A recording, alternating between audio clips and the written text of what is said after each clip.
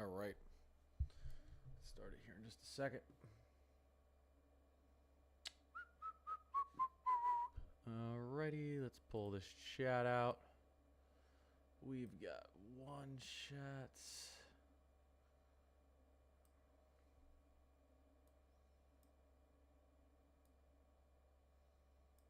All right. What's going on? Let's see here. Let's get my other chat out here. Ducks. YouTube live control channel.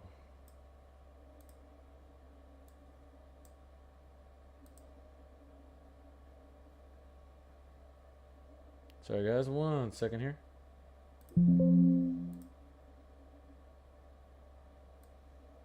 What's going on, everyone? We're just getting started. We are just getting started. I'm missing one of my chats. What the heck is going on here? What the heck? 1 second, guys. And this is also... Okay, no, that's good. 1 second, guys. I'm trying to adjust something. What's going on around the country here? Let's just get our normal radar. We're going to talk about the southern snow. We have a lot to talk about. An actual lot to talk about. Well, I'm trying to get... one of my chats out here, guys. 1 second. Let's see here. Check.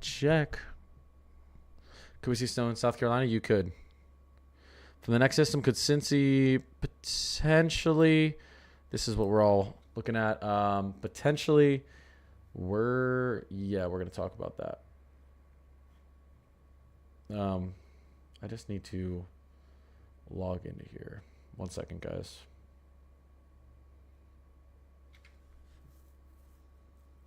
I don't know why this wouldn't have my chat open on my other stream. Oh, there we go. I see it. Okay. It just got closed out. Hello. Thank you. There we go. Okay. Now we're good to go.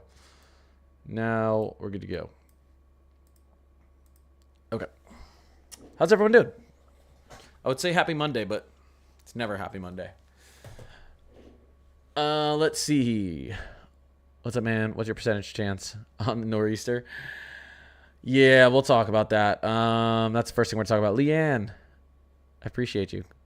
Got 2 whole new followers already. Yes. Yeah. Okay. I see all your guys' questions. What I always do when I start, I just started stream. What I always do when I start stream is I go and I give all the updates, everything that's going on that could go on coast to coast, and then I start taking questions so that at least everyone knows what's going on. Sandy, I appreciate it. So first of all, our models are disagreeing. What do I think is going to happen? I'll tell you this. I typically agree with the Euro. Except for people who have been following me for a little bit longer know that I don't think the Euro handles southern snowstorms or snowstorms starting down very far south very well. And I think it's having an issue with this one as well. So, with that being said, I don't know if we're going to see the GFS happen. I think that might be a little bit crazy. But so a combination of the two isn't out of the question. Here's let's take a look at our vorticity map. What is this? You can see where you see these. This is our 500 millibar vorticity map. Where you see these reds, this is associated with the low pressure. This is where you have vorticity, okay? And that's a low pressure is gonna be, counterclockwise winds, kind of cyclonic wind motions. Here's what's happening. Let's look at the Euro first. The Euro wants to dive this low pressure down there into the south. You guys looking in the middle of the screen, look at the bottom, the here. Pay attention to this.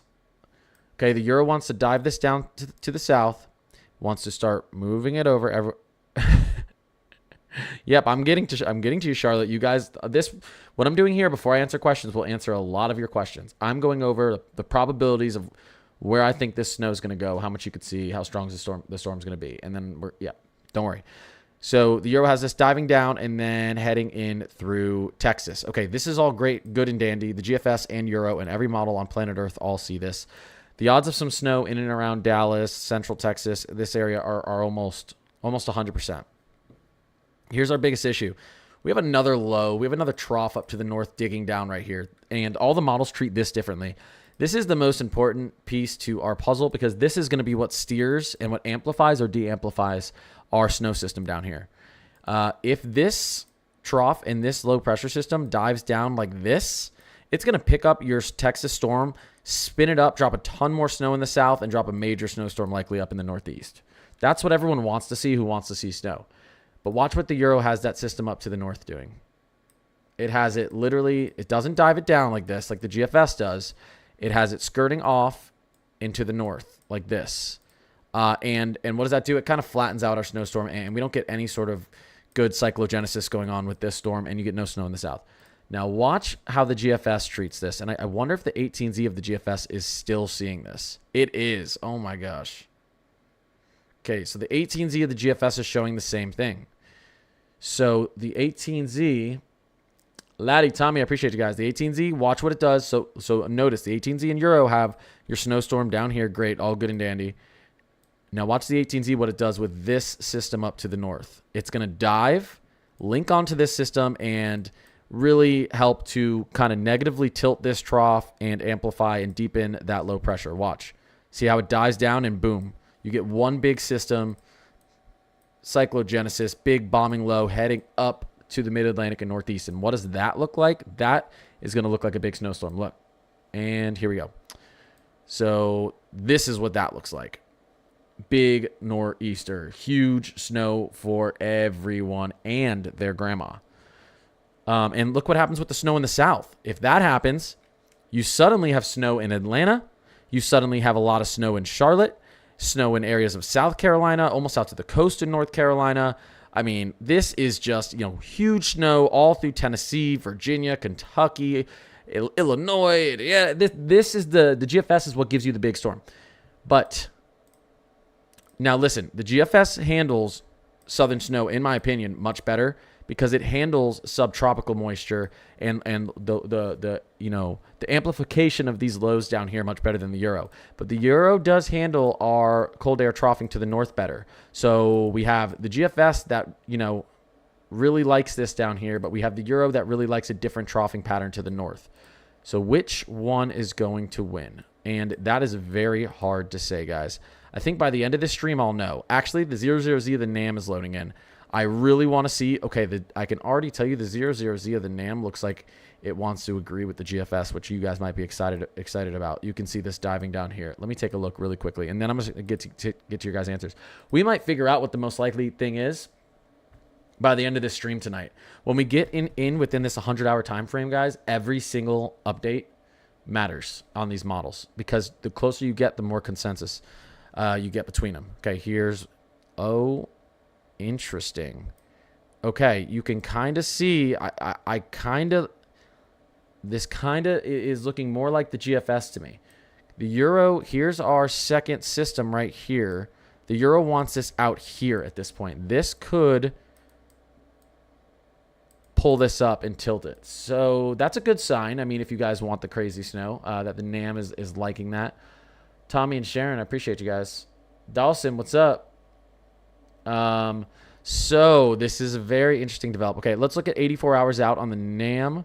And then let's go to our GFS. Okay, so this is how the NAM treats it. I want to just show you guys something. I really want to nail down this forecast in this stream just to see what the best. And we're going to look at some really cool maps with probabilities of snowfall from the Euro 2 for all you guys in the southeast through the Midwest. And we're going to look out west too, guys. I think there's actually going to be a decent snow moving into Arizona about a week and a half based on our troughing pattern. I think we could get finally some snow in Arizona.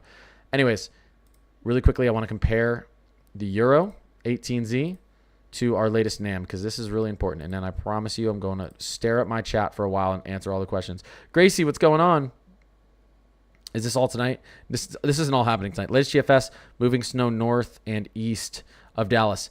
Yeah, I've been telling people in Dallas that you guys might see that rain line move to the north, but the latest GFS is also amplifying snow for everyone out here to the east. So it's we'll see. Okay, here's our Euro. I want you guys to pay attention to this. So we're going to go to about 90 hours on the Euro. and then we're going to go to the NAM. Look, okay, this is what I'm seeing. That makes me think the GFS might actually have this. I don't know if it does. Look where this piece of energy is on the euro, guys, all the way up here. This would not link in with this southern low. This would not tilt this trough. This would not amplify your snow up the coast. Okay? Watch where it is with the NAM, which is a short range model, which does much better in the short range. Look where that, okay? So really quickly, up here, okay, and here's the trough. Now let's go to the NAM. It's a little more disorganized, but here's your energy here. Here's the trough. Watch how much farther south it is. There's the euro. There's the NAM. There's the euro. There's the NAM. There's the euro. There's the NAM. The NAM wants this system to link up with this system, and that is what you need for this steering and for the slow to bomb out and move up the coast, for this trough to negatively tilt. That's a lot of writing. It's a lot of lines on the screen that doesn't mean much, I know. But that is why, as we get this latest NAM loading in, okay, that was our 18Z actually. So we need to wait to see for this. But as we get this loading in, and actually let me go actually to 84 then and go back to our euro and go to 84. Let's see here. Okay. One second, guys. I really, this is really interesting stuff. I just want to see one more time because I really want to get this forecast right for the southern snow and what I think it could happen. Especially because I want to get it right for you guys, obviously. Let's see. I'm not in the south, although this would affect me up in the northeast. I can tell you that. Okay. So this is deeper on the NAM right here. This is deeper on the NAM, and it's up here on the euro. Ooh, I really want to see this 00Z NAM load in, and it's loading in right now. That's going to be so interesting. Okay. Let me pull up what our latest National Blend of Models thinks for snow, and then I'll take your questions. This will be something interesting for you guys to look at, though, while I'm talking for a second, while I'm looking at chat. We'll just go surface, winter, total inches, and we'll go. Is this our 00Z or the national? Okay, this is our National Blend of Models. This is who it thinks is going to see snow from this next system. So here you go.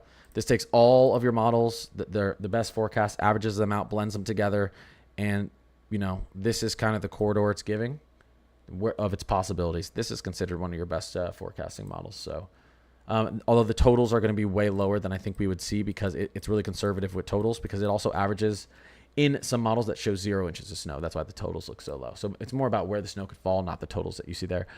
Alrighty, let's get into it. Phoenix, Tyler, DJ D, Tommy, Dewan, what's going on? Can this software go back in time? Is it possible to compare old major events to this event? I could do that. I would have to. I'll probably do that off stream. But I will tell you, I've already compared this to other major events. And that's why I know to be careful about trusting the euro with this event, Gracie, because the euro has consistently messed up when we have these low southern sweeping snowstorms. The GFS, not all the time, but the GFS actually more often than not has beat the euro in these projections. Doesn't mean it's going to this time, but the euro almost always 7 to 8 out of 10 times beats the GFS up to the north, but typically not to the south historically, and that's why right there why I'm saying we need to really pay attention to what could happen here. This would be a Saturday storm for Ohio, I think, Friday or Saturday. I got to really get down the timing of this. I'm just getting off this first snowstorm. How far south do you think freezing line will get into Texas? You're in Central Texas. Yeah, I mean, we can look here. We can go here. We'll go into our latest euro. Andrew, I appreciate the sub. Thank you. Appreciate it. Thank you, Andrew. Let's see here. South Carolina snow. It's possible. Let's look at our temperatures with the euro as this system dives down. Look at that. I mean, basically, yeah, below freezing in Houston. So yeah, your freezing line, and then watch this as we push through too. You want to get below, yeah, you want to get below freezing pretty far south, down into San Antonio as well. Looks like that freezing line will hit San Antonio and then up towards Houston. So, yeah, and you can see this freezing line. I mean, this is all, you could drop snow in all these areas here. So, Jeslyn, I appreciate you. Okay, I'm a teacher.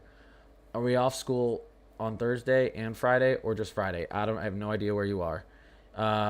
This is going to potentially start dropping snow into, and we'll take a look at our next. We'll take a look.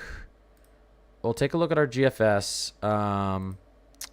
And for Texas, you can see here, this is going to be an event that starts early into the afternoon to late afternoon on Thursday, likely. And it's really going to be out of your hair once you get into Friday morning. But this is going to be Pam, I appreciate you. Rush, Jesna, Misty Rain. Pam, what's going on? Hope everything's good. So this is going to be, potentially they might close schools Thursday just to prepare, because this could be a nightmare getting kids home from school if you really start cranking some snow around 1 to 3 p.m. through areas of southeastern Oklahoma, Arkansas, and central to northern Texas. So I think that's something we'd have to watch. Dewan became a 1-month subscriber. Dewan, you're the man. I appreciate you. Thank you. Look like Dallas is getting screwed. Yeah, different models want to bring this rain line. Dallas could. There's still models that want that to be rain instead of snow in Dallas. They're kind of going back and forth. The latest NAM is loading right now, and as soon as it's out, we're going to take a look at it, guys. Let me actually get it ready as it loads so we can go right over to it. Each of these model updates is going to be really important for us to look at. I got to see if the NAM's going to agree with the GFS on this. That's your 18Z. The NAM likes farther southern snow. All right, we'll get out of here. Pam, that's a good one. Pam, I appreciate you. Thank you, Pam. All right, let me do speed. Let me do speed chat here real quick. Thank you, Pam. Thank you, Pam. Northwest, Northwest Georgia's in this. You guys can see this. Do you guys want to see what our probabilities are looking like for this next system? We'll go in here. Here's our Euros probability of seeing. Let's get into. Sorry, I need to go to a different one. We need to go to global ensemble. We'll go to probabilities, winter and inch or more. So, again, this is an interesting look here. What you're looking at here is the red is Curdy Love. I appreciate you. Thank you for the sub, man. I appreciate you. Curdy Love. Just realized I was 5 minutes behind. That's funny. What you see here is in the red. This is the Euro giving you a 90 to 100% chance of seeing an inch or more of accumulation. Okay. What you see from the yellow to the red is anywhere between a 50 to a 90% chance of seeing more than an inch of accumulation. And we can go and push this up to like 3 inches, and this changes.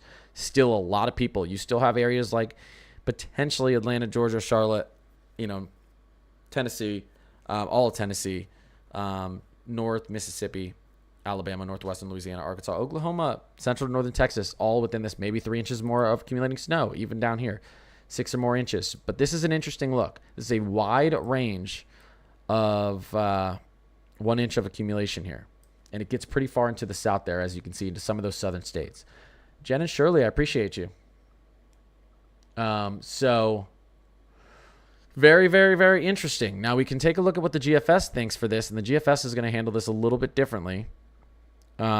Still, see, the GFS brings this even farther to the south, out east. I think this gets it. Look at this. This gets out towards the coast of a probability of snowfall, of accumulation. This would be accumulation, an inch or more of accumulation, not just snowfall. IKEA, I appreciate the sub. Thank you. Harley, Jan, Lee. Thank you, guys. Cincinnati could get in on this. So very, very interesting. Little, there's going to be a little gap of snow around Pam over here in Nebraska for a little bit here, but I think that's gonna switch back in probably a week and a half. And then we can really quickly look at our Canadian ensemble. Our Canadian ensemble wants to be really bullish with this. I actually haven't. We can take a look at our latest Canadian run. What's our NAM doing? Is our NAM loading anymore? Let's see. Come on, NAM.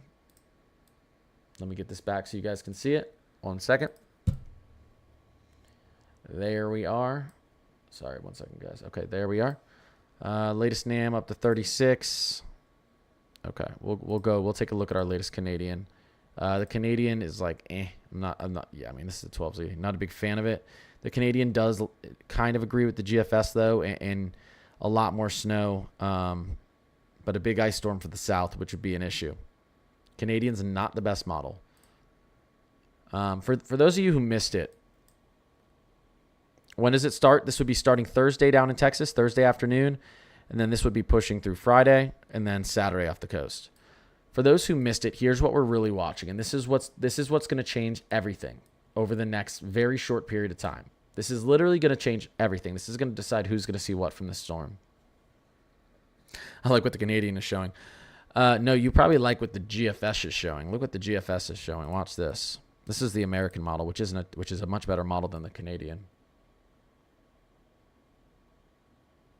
Look at all that. That's a crazy model. Here's what's happening for anyone who just got in here. I want to hammer this point across here. So we're gonna look at our 500 millibar vorticity. Typically, I say the Euro's going to beat the GFS. It typically does. Walker bait, appreciate you. Oh, there's a subwave going on. 2 more subs to complete subwave. I don't know. I still don't know how the subwave even starts. I guess if just a couple people sub, but I still have no idea how it starts. There's so much I don't know about TikTok. It's actually hilarious. Here's what decides. Do we get the mega snow outcome? Do we get the big southern snow, shifted snow line south, big nor'easter, which this nor'easter would have a chance to break records if it did what the GFS wanted, okay? I mean, that would be like 25 inches into Philly, which wouldn't break a record, but it'd be close. I don't know if that's going to happen. I'm going to explain to you what we're looking at. Decides when it starts this up. Oh, okay. Thanks, Pam. I really had no idea. I appreciate the follows, guys. So the GFS, every model agrees in this low pressure system over here. I just want to hammer this point home. Why we're, as soon as we get consensus on this, we're going to know not exactly the path and totals, but if this is going to be the big snowstorm outcome or the small snowstorm outcome. Kelly Lynn, I appreciate you, Kelly Lynn. Akia, ADM, Becky, thank you guys. Misty, I appreciate you. So they all see this right here. They all see this. They all see this. They all see the Texas snow. Here's the difference, and I've been saying this. There's another trough. There's another low pressure up here to the north that the GFS and the Canadian and kind of the NAM want to dig down like this. This would help. Here's our positively into a neutrally tilted trough, which is not, there's not a lot of energy, a lot of lift there. This isn't going to typically be a big storm. This second low, the second trough wants to dig down and help scoop that up, negatively tilt this trough. Okay, now suddenly you get a lot more snow, and you get a kind of cyclogenesis with this low as it moves up the coast, and you have a bombing snow system. Okay, now the Euro says, nah, that's not going to happen, and the Euro sees this piece of energy all the way up here. The Euro sees this piece of energy all the way up here and says it's not going to dive down to the south and pick up this storm. It's just going to scurry off to the east. Watch, and then it's going to squish this storm down and just throw it off the Carolina coast and not really put any snow down for really anyone. I mean, it'll put a little down, but oops, let's get that off the screen. Watch, see, and then you get this. Literally, you can see this being flattened like a pancake. This is your not no snow, but very little snow result. 2 models think one's going to happen. 2 models think the other thing's going to happen. Except for our NAM short range kind of is in the middle, and that's why this map that's loading right now with our latest NAM is going to be very important to see how it treats that piece of energy to the north. This is extremely important. Although this is a North American model, sometimes it treats stuff a little bit farther to the north weird. Let's get into our... Here we go. Let's get into what's going on here. Okay, we need to wait for this to load a little bit more, but that's what I'm waiting on, guys. That is, and we're going to see that soon. We're going to see that soon in this live. It's loading in. It's getting itself together for us right now. So really quickly, just to show you guys again, this is kind of what the Euro thinks is the probability of you seeing an inch or more of snow. The blue through the greens, this is a 10 to 50% chance, or 10 to 40% chance in this line really far south of you seeing an inch or more of accumulation of snow or more. And then this line anywhere from the yellow through the reds, so this whole region, the Euro's giving you about a 50 to 90% chance of seeing an inch or more of accumulation right now. So that's just kind of how you should read that. I know people are always like, what are the colors? I think you can see it down there at the bottom. That's your percentage, the little color code thing down there at the bottom. Endless, Sarah, Soulmaster, Lee, I appreciate you. This one is called Weather Bell, but and then this one's called Pivotal Weather. This one's a lot that you can see the future models is a lot cheaper than Weather Bell. I've got a commercial license on here, so it's like $600 a year. Okay. Upper Eastern North Carolina. Yes, you can see here it still wants to give you guys a over 50% chance of seeing accumulating snow with this storm, over an inch. 9, perfect. What's going on? I appreciate you. Appreciate the follows, guys. Let's see in the subs. Let's see. Long Island. Sorry, guys. I have my my YouTube chat up and my TikTok chat up. So don't know what's gonna happen with TikTok. So I'm trying to grow my YouTube as well. Yep. I mean, I don't know what to say about Long Island.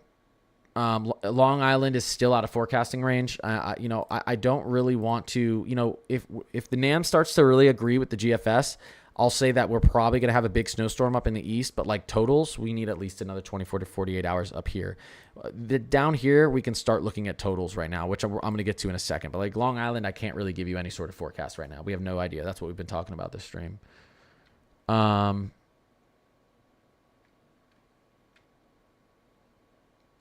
we look at temperatures for the southern states? I know Georgia. Yeah, we'll look at that in a little bit.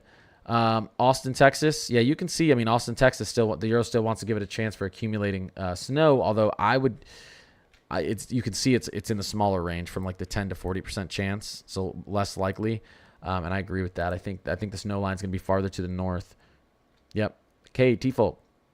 K and Quay, appreciate you guys. Yep, Illinois and Indiana. Again, guys, it depends how the storm develops. And that's why I keep showing you that. The GFS would... if we did have that piece of energy from the north pick this up and tilt this system, you would have a much bigger snow system that would bring. Let's go back to our 18Z. That's even more bullish. That would bring heavy snowfall in a much bigger corridor like this, and heavier snowfall. I'll move back here so you can see this better. There you go. So we're waiting to see what's going to happen with that piece of energy to the north. If that piece of energy scurries off and doesn't connect with this system to the south, you're going to see, look at this wimpy snow from the Euro. I mean, even the snow up there, guys, this type of snow, if it moved through the northeast, this would be like an inch. This would be like nothing. This is very, very light snow. It's not associated with the core of a low. So this would be, but you could still get with the Euro outcome some big snow through some of the southern states or some decent accumulation. So the latest updates still like snow in the south, an okay amount in the south, but to get bigger snow up towards the Ohio Valley and up towards the Mid-Atlantic and New England, you need the GFS outcome, which, as I've been talking about, the GFS has historically treated these types of systems that sweep down from the south, that originate down in the southwest and sweep up the coast. The GFS has handled these better because it's better when dealing with subtropical lows. So, appreciate the follows, guys. We don't want bigger snow. I would say more people in here do want bigger snow than not, but yes, not everyone does. Some people are done with it. That's for sure. People in the south, everyone in the south wants big snow because it's been like we have droughts. We're having droughts up in some places up here, not counting lake effect areas, but they've had such a big snow drought in the south. I mean, there's I think I saw something that said Atlanta hasn't seen snow accumulation in like 8 years. Atlanta averages, and this is true, I think you can look it up, Atlanta averages like 3 inches of snow a year, and they haven't seen accumulation in like 8 years. Now, the climate works like that. The climate has put snow droughts in the areas for like 10 years, and then the next 10 years, they dump snow. So the climate works in weird ways. It'll adjust itself. It'll fix itself. There are parts of the country that are not in a snow drought, that have actually seen more snow over this last decade. Struggling a little bit through the Mid-Atlantic, the South. This area up here has been doing okay. Actually, this region right here has been doing okay over the last 5 years. Slow start to the year in the northern plains, though. Although 2022, they got like 100 inches of snow. Can you explain what is happening in Southern California? Why the wind the wind event that's coming. Yeah, I have to kind of zoom out and take a look at that because I haven't been paying attention too much with all the crazy stuff going on out east. So let's just take a look at our 500 millibar winds. Let's see.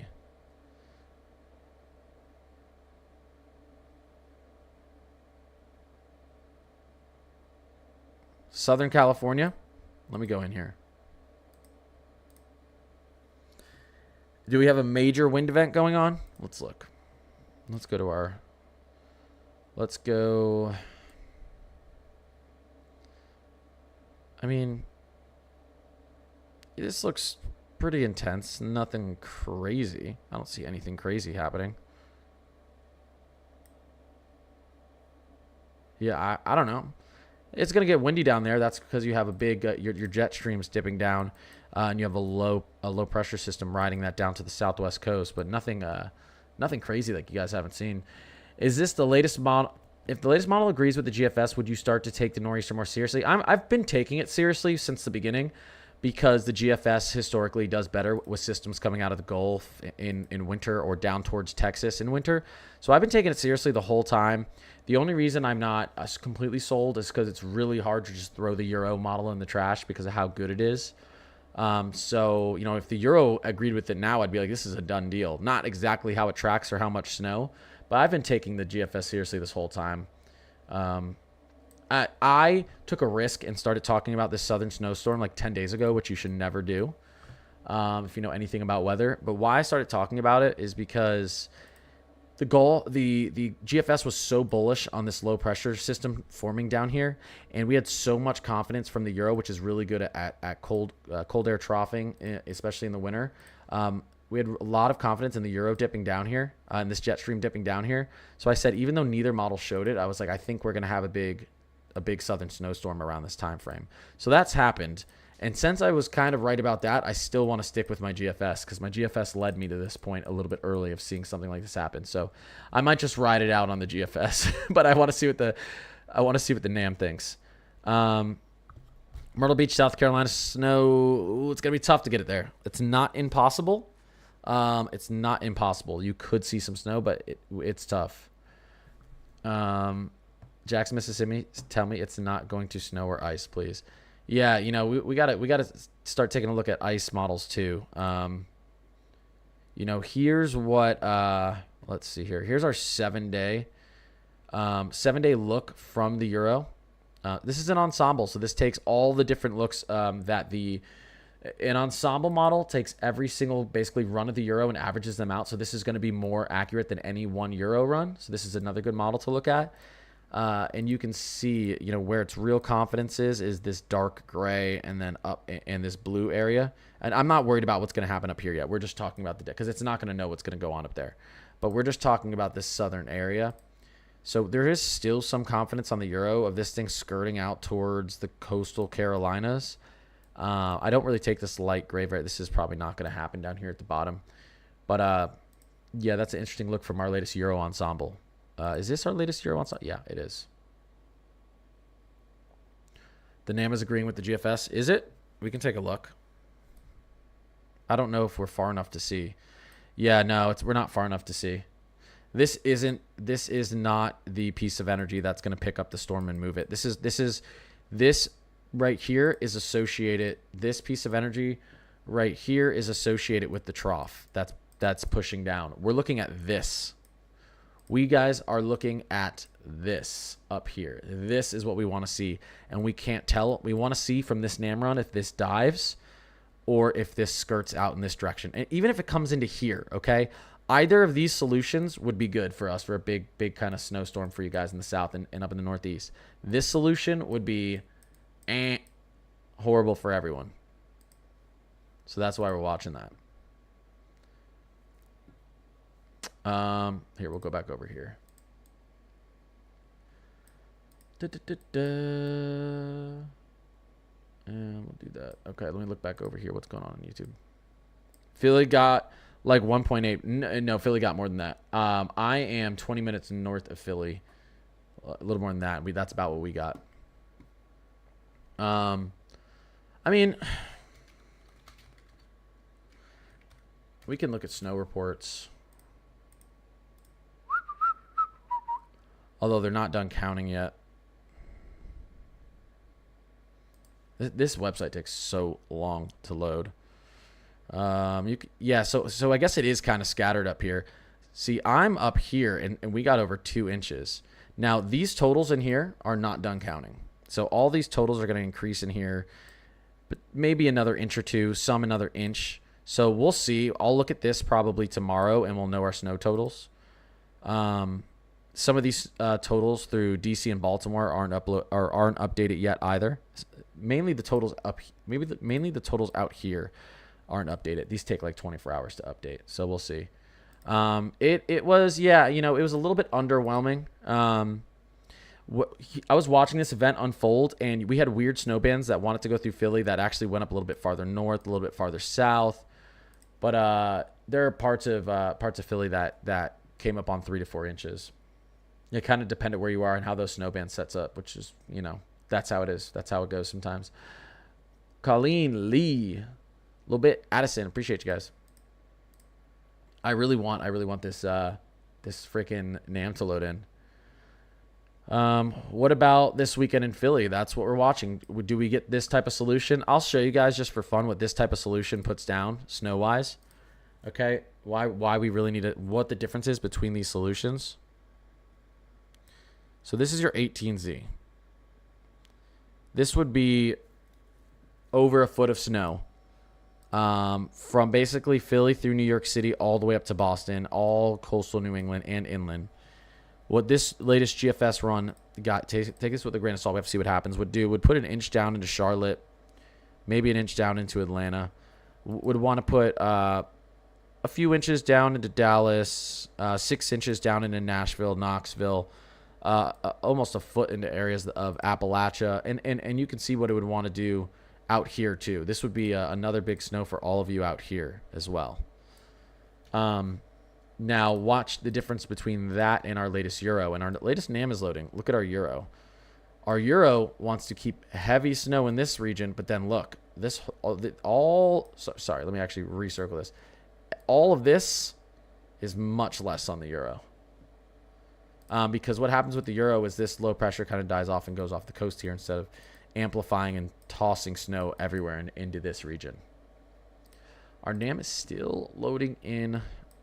This is what we are watching as this model loads in, guys. Does this piece of energy dive down? If it does, the GFS is probably going to win, and we're going to see bigger southern snow and a lot more snow up the coast and bigger snow into here.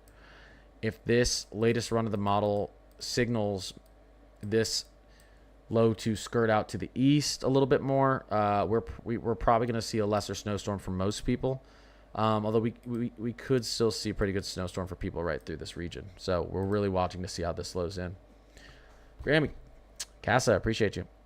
My thing says like a 95% exactly where I am. Probably not a bad place to be then. Is South Houston, Texas getting any?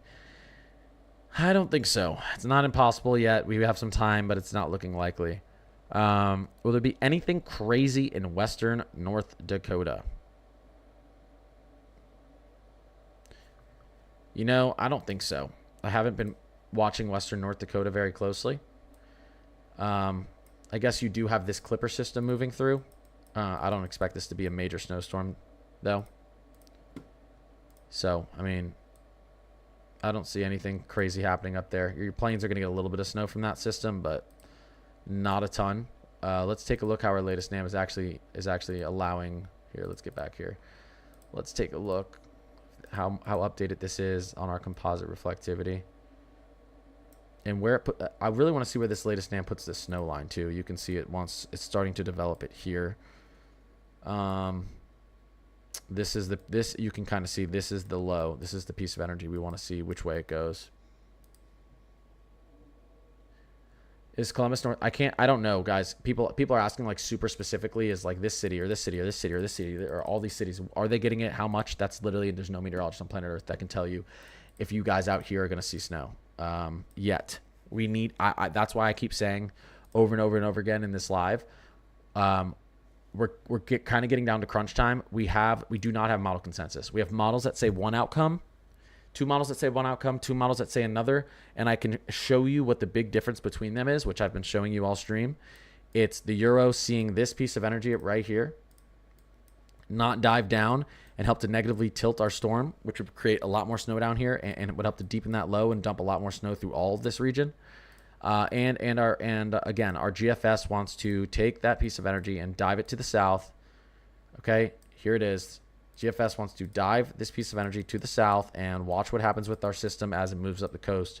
Once this can help to steer it and then negatively tilt. Big snowstorm for everyone out here.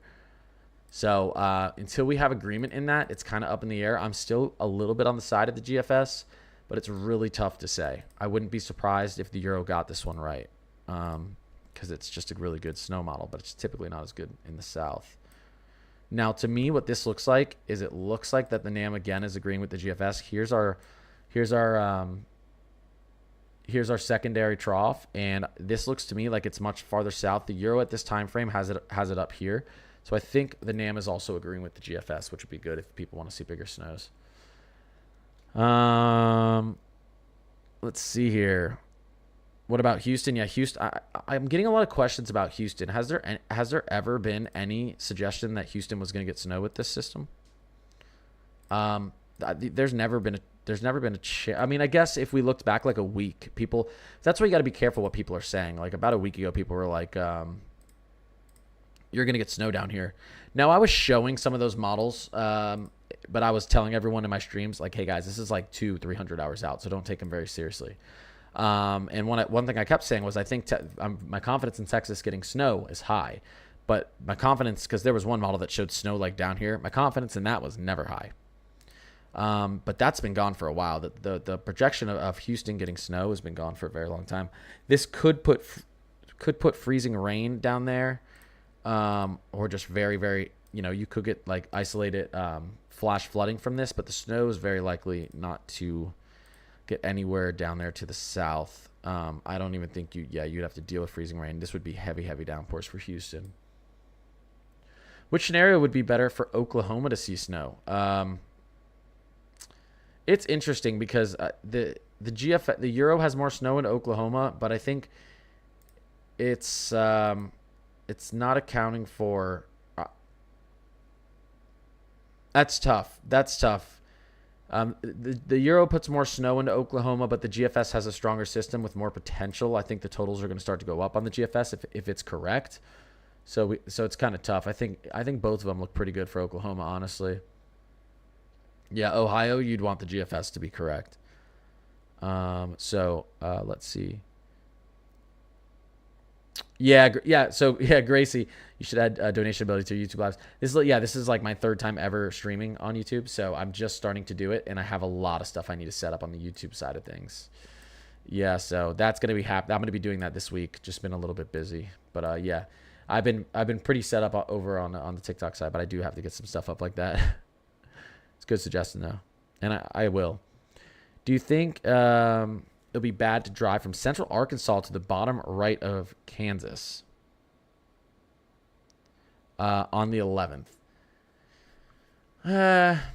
We don't really know what's going to be happening. I mean, I guess if your storm should be passed, it should be out of the way. So I'd say you'd be fine. But, still once you're within a 96-hour time frame, these things can slow down or speed up a little bit. I would say my gut says that you'd be in fine weather. The storm would have passed. But you could also have a ton of snow on the ground that you're driving through. Potentially ice if this thing shifts a little bit more to the north. Virginia, Landon, Chandra, Jay Fried, I appreciate you guys. Thank you. Thank you for the follows, guys. Or the subs. When will the NAM be fully loaded in? Very, very soon. Maybe another 15, 20 minutes max. Oh, wow. It is diving that piece down. Hold up, guys. Okay, let me just check something. I really want to check this. Let me go into our 00Z66 and let me compare it with this one. 1 second, this is important. And let's go to our 12Z. 1 second. And then put it into...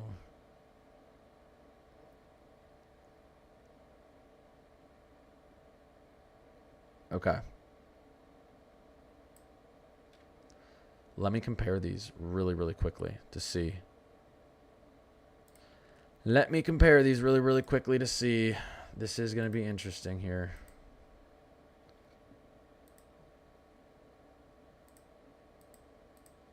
Oh, wow. This is exactly why I was saying we need to watch what happens here. Well, first of all, wow. Okay, here's the old NAM. Shoot, I gotta load. Shoot. All right, let me switch these. Okay, yeah, it's green with the GFS. Let me explain why. Here's the old NAM. One second.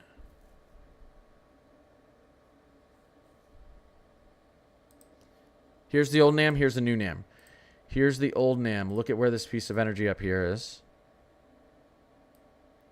Okay. Here's the new NAM. Look at where this is.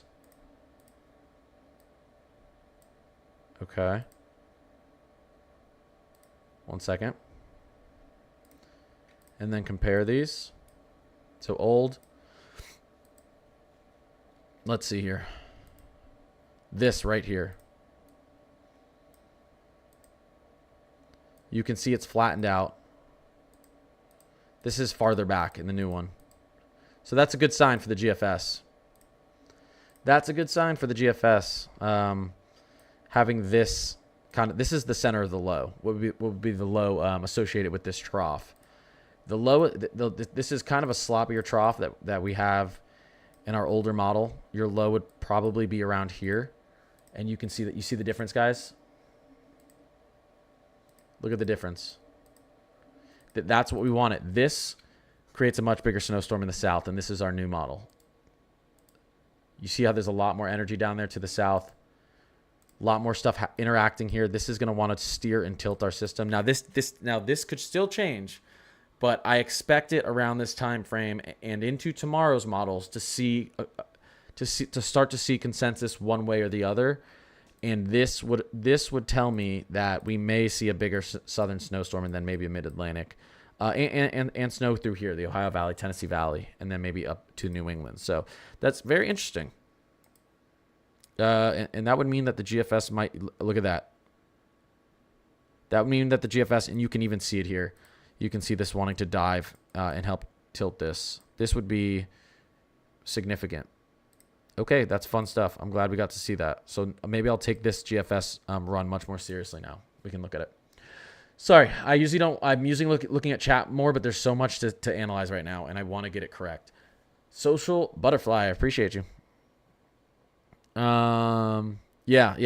So it's still not guaranteed, guys, because now we're gonna get a storm that drops snow through here. Definitely, that's guaranteed. But the rain snow line's still not guaranteed. I think with that latest NAM update, it looks a little bit better for heavier snow and maybe farther southern snow. So and definitely better for more snow through this region. So it's just that's a good update for people who want to see snow really in most of these areas. Do you think central Alabama is going to get snow or sleet? Sleet into central probably, but we'll see. We still have time to see this snow line shift. Looks like Austin gets cold rain or freezing rain rather than just be dry. Yeah, Austin might be in a peculiar situation. They're saying 13 inches. Yeah, where I live, I live north of Philly, and my weather app right now says like 12 to 14 inches of snow on like Saturday. I know not to believe my weather app because I can't tell you how many times that.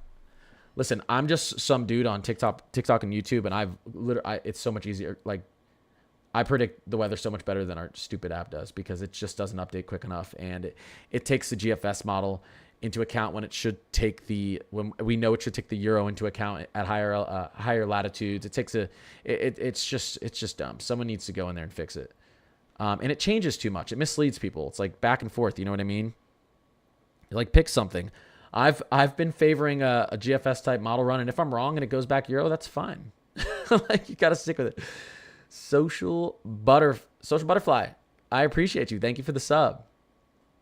Diane, man, I appreciate you. Thank you. Social Butterfly, thank you very much. For anyone confused who's sitting over there on the YouTube side, I'm on TikTok and YouTube right now. Same thing. Connor's Climate Corner. Who knows what's going to happen with TikTok? I hope it sticks around. I like TikTok. An isolated area. Let's see. I live north of Dallas-Fort Worth. Do you think we'll see 8 to 12 inches? I don't think you will, but it's not impossible, which is crazy to say because that's a lot of snow. It's not impossible, AJ.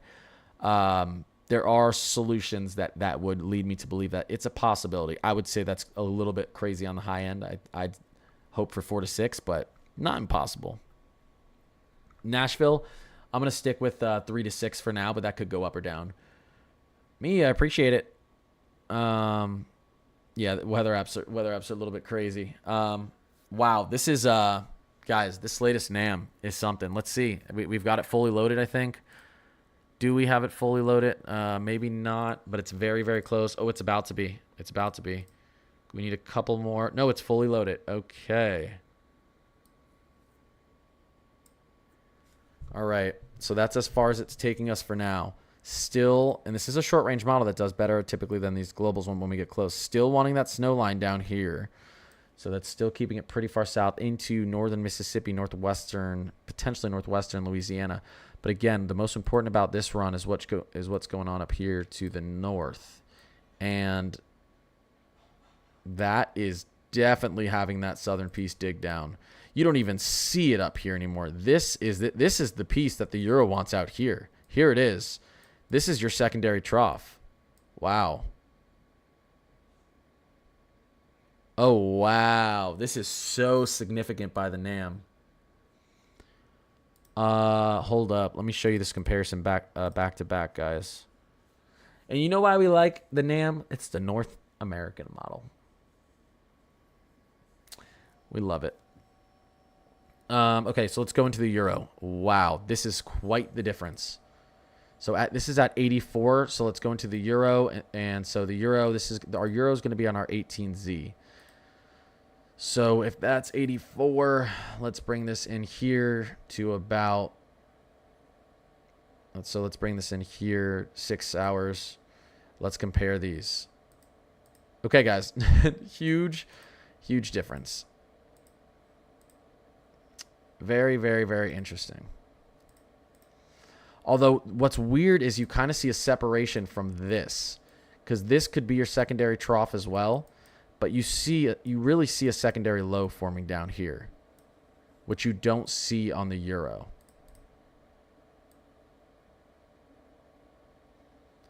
You see this piece right here on the Euro, not coming down here. You see it skirting off in this direction. You can watch. See that? As compared to the NAM. That main piece of energy digs to the south here, which would probably help to tilt this system. All right, sorry guys. This is like very, very interesting how this is progressing right now in terms of. I was thinking maybe the GFS would be right, but it's really interesting. Haley Ann, Melissa, thank you guys. Yeah, the NAM is showing. No, it's not showing 17 inches in Dallas Fort Worth. No, it's.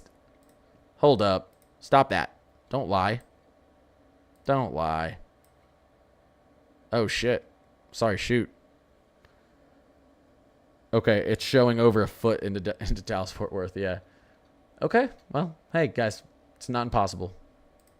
I feel like I shouldn't have shown that. Don't expect that if you're in Dallas, okay? It could happen, but don't expect it. You might be disappointed, but it's not. Yeah, you guys could get some good stuff. So say this nor'easter does happen. What's your accumulation like for just south of Central Jersey? I mean, geez, if that, well, it still depends because some of these models want to keep the low, want to move the low like over Jersey, which would mean like you'd get snow into Philly up towards Trenton, but like central to coastal Jersey would end up being maybe on the sleet rain line. But potentially, if it did stay just off the coast, I mean, you would be anywhere between a foot or two of snow. This would be a huge snow event for the Mid-Atlantic if the GFS were to operate the way we see it. This would be a huge snow event. Again, though, you know, we need time to see what's going to happen. I need like a cheat sheet of what every color means in the color chart. Yeah, I mean, listen. On this type of radar, when you see purple, that's sleet mixing between rain and snow. When you see pink like this on the composite radar, that's freezing rain, which is terrible. When you see green, that's light rain. When you see yellows, those are very high cloud tops, typically associated with very heavy downpours. This is just so here, and then when we're looking at like accumulation totals, and I can actually break this down. We'll look at a snow map. We'll look at a map and show you what the NAM actually thinks. When you look at these type of colors, guys, the gray to light blue is between like a ½ inch to 2 inches of snow, or a dusting to 2 inches of snow. The light blue is an inch. The dark blue is closer to 4 or 5 inches. The light pink is going to be about 6 inches. The dark pink is going to be about a foot. And then once you get towards the really dark pink and orange, you're talking about close to 2 feet. So it's just, yeah. Best thing to know is your blues are 1 to 5. Your pinks are 6 inches to a foot. And then your dark pinks and orange are just La La Land type of crazy blizzard type of conditions. So that's what's going on with that. Now, I want to show you our latest update in here. Let's go over to Weather Bell for a second so we can look at a bunch of fun maps in regards to this system. Kimber, what's going on? I appreciate you. Kimber. Rog, I appreciate you. Would a good estimate for Dallas-Fort Worth be 6 to 8? I'd say 4 to 6. I'd say temper your expectations, and if you get more, be happy, because I'm just worried about the rain line shifting too far north and some of that snow being sleet, and then your totals go way far down. Is the NAM and GFS agreeing with each other? Yeah. Well, the NAM's agreeing with the GFS way more than the Euro does. No red. Exactly, Gracie.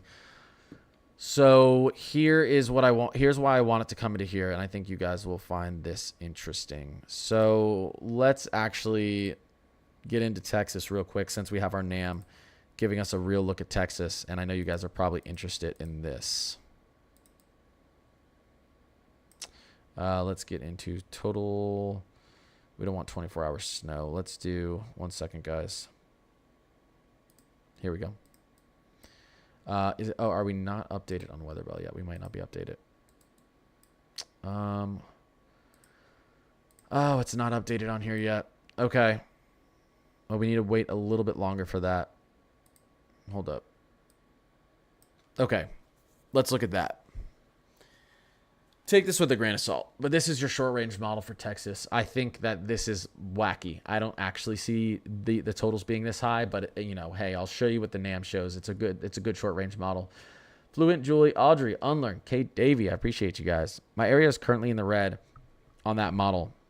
What will change that? A shift in the snow line. If it shifts south or north, that line's going to shift with it. So it's going to have to do with the temperatures in your area when that precipitation is falling. That precip. Will it snow in Raleigh? Raleigh's not in a bad place to see snow. Not at all. User 4550857. I appreciate you. Stacy, I appreciate you. And thank you for the follows and subs, guys. Thank you. Could you see 14 inches of snow in Dallas? I'm actually going to say no. I think this is crazy. Is like 9 inches completely out of the question? I'd say it's not going to happen, but maybe. This is, but hey, you know, we're going to have a we're going to be pulling so much Gulf moisture in here. If it does, the right combination of events happens, maybe this isn't completely out of the question. I want to show you what our GFS does through here, guys, though. I want to show you what our GFS does through here.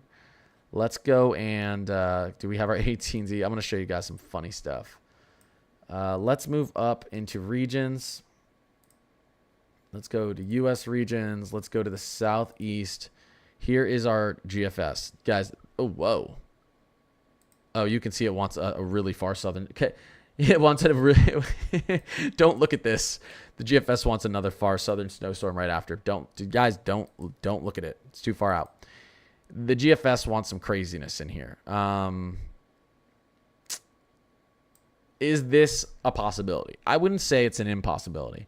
I would say these totals are a little high. I would say our rain line might shift a little bit to the north. But, you know, it's a possibility for an outcome like this, you know, and then you're suddenly talking, you know, a lot of areas down here getting some snowfall that they want, you know, when you're talking like 8 inches into Nashville. Not an impossibility. I think these totals are a little too high, and I think we have to be careful about looking at this 18Z of the GFS. The 12Z is going to come out tonight with the updated NAMs and the updated Euro. I think we'll have a better look, but I want to also show you guys. Everyone always asks about this. I don't like showing out this far on an 18Z, but just showing you if we were to get a negatively tilting trough and we were to see that piece of energy come down for the north, what could it look like for the mid-Atlantic? You know, yeah, it would be crazy. But again, if we did get that type of outcome, one of the outcomes is this system skirting off the coast in Virginia and putting no snow up into the mid-Atlantic and New England. That is one of the outcomes. But as you can see, this would be some craziness through here. So, and if it went off the coast more, that snow line would shift down to the southeast. But again, we'll be careful about looking at this. Let's go back to our national blended models. This is going to be a more realistic look at what's going to happen here.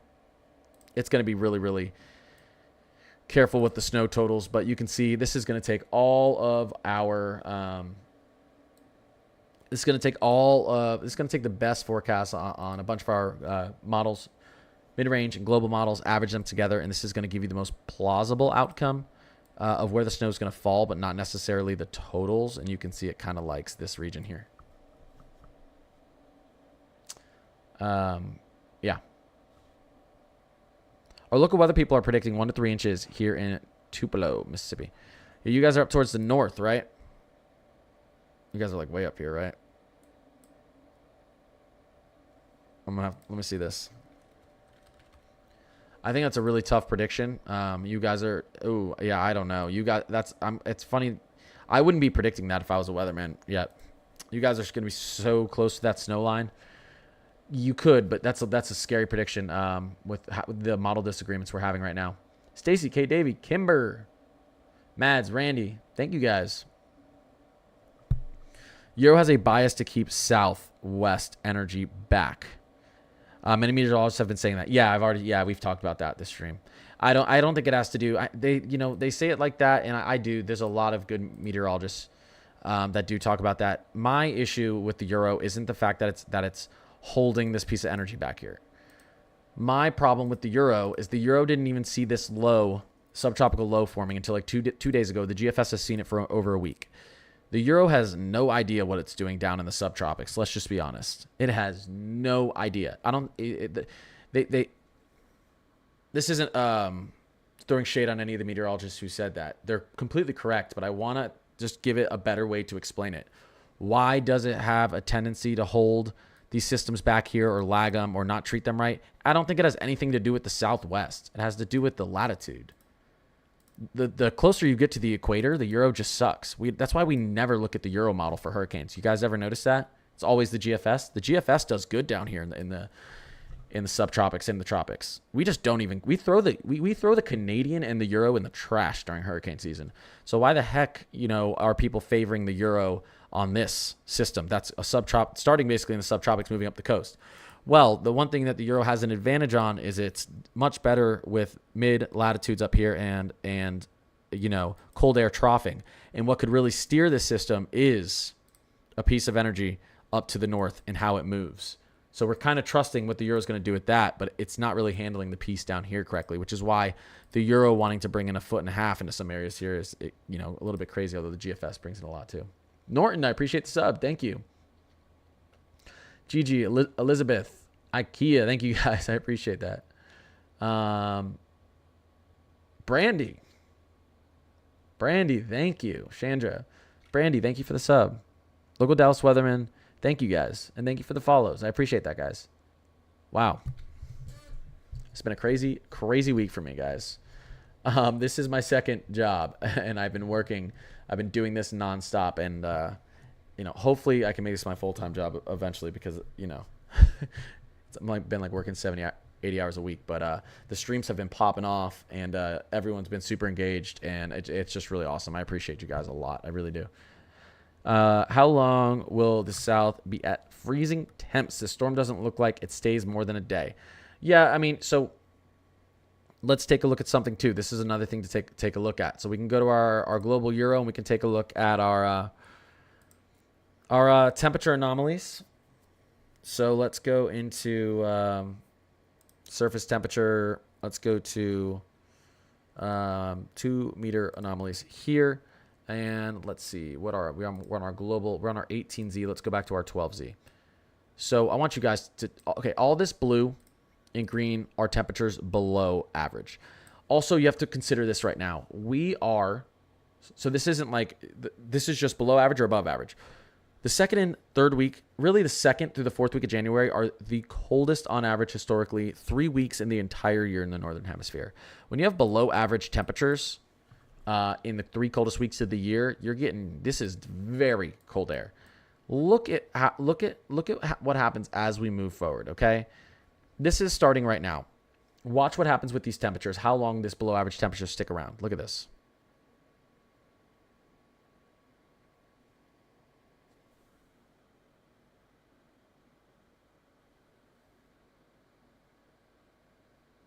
Did we see even average temperatures that entire run out to January 21st?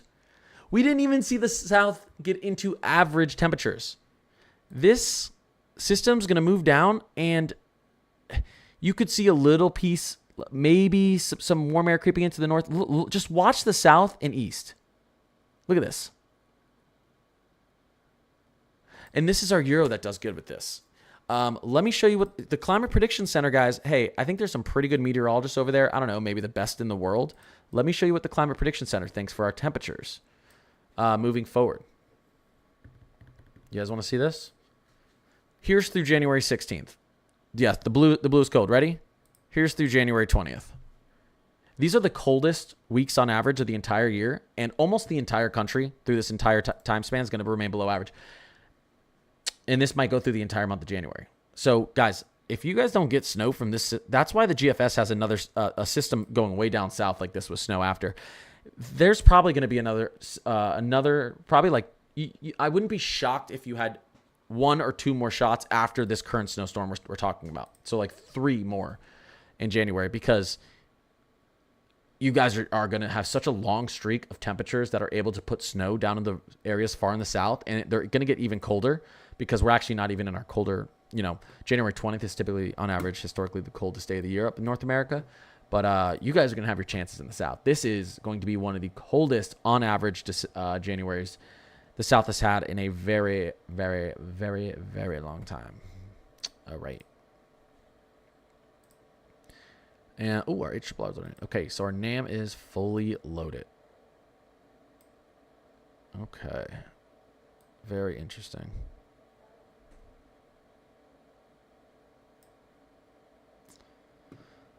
Very, very interesting. Sorry, I'll get back to answering questions, guys. 1 second. Okay. But yeah, this is some cold temperatures. Not gonna lie.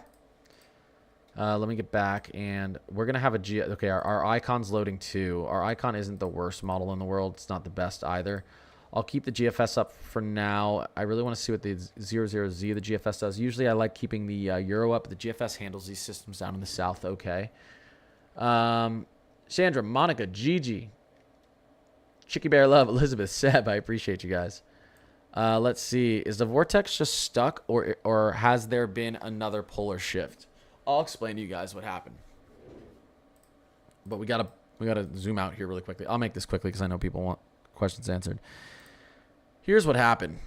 We had a big change, and it's starting to fade out now.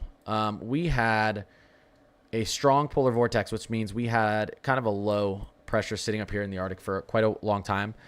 What the polar vortex is, and you have a tropospheric polar vortex and a stratospheric polar vortex. And what that is very, very strong winds circling the Arctic in the troposphere and in the stratosphere. The lower the pressure, the stronger that jet stream is. If you get too much heat up there and start building a high pressure, that polar vortex is going to weaken. What happened is that heat went up there and high pressure built in our polar vortex. Our winds slowed down. That force field of wind slowed down. And you get a lag, and all that air is going to kind of, a lot of cold air that should be up to the north is going to kind of just want to continue to sink down to the south through January now. So watch. Look at this blue. Now you're wondering, how are there warm temperatures here, but you get cold temperatures down in here? Well, what happens with these warm and cold air is you get warm air that pushes up over this cold air, and this cold air, like see it right here, it sneaks under. This cold air sneaks under and the warm air goes over. So watch what happens here. Look at all these bursts of cold air into the U.S. I mean, this would be. I can almost tell you if we were to see this would be take this with a grain of salt. This is so far out. This would be a historic cold outbreak. This would set records, like generational records of cold, if this were to happen. We'll see. The pattern is crazy. The pattern moving forward, guys, is crazy, especially for the Southeast continuing. I can promise you that. So, listen, go back in my videos on TikTok. I talked about how we were gonna get snow in the South this year, even though there's been a drought for a while because of this setup. It's still a good setup after this. It's pretty nice for you guys. We'll see what happens. Bryler, Manders, Crystal, Candace, Elizabeth, thank you guys. Do you think Columbus, Ohio will get much snow? Where it's too early to tell. You could if the GFS is right. How terrible of an idea is it to drive to Chicago from Chicago to Dallas on Friday? It would it'd probably be fine. You'd be in light snow maybe if you made this drive. Wouldn't be. I don't think it'd be the worst. What are the chances of the snow line moving to Birmingham, Alabama? Not that high. Not that high, if I'm being honest. Kiki and me, I appreciate you guys. Saturday storm. Yeah, we've been talking about that. We're kind of looking over a bunch of different solutions here. Obviously, this is the crazy GFS that wants to bring big snowstorm up to the Northeast. It's possible. Someone asked Northeast totals. Listen, if the GFS were to win this, the NAM's kind of favoring the GFS. The Euro has a little bit of a different look. But, yeah, if this were to happen, you'd see a foot or two up and down the coast in certain areas. So, but, this is still if. We are getting very close into that 96-hour forecasting range. So we're going to see. I mean, the snow is inevitable for portions of the South right now. We don't want to get too crazy with totals and what could happen up the coast. As I've been saying all stream, we need to know how these pieces of energy link. So let's see here. 1 second, guys.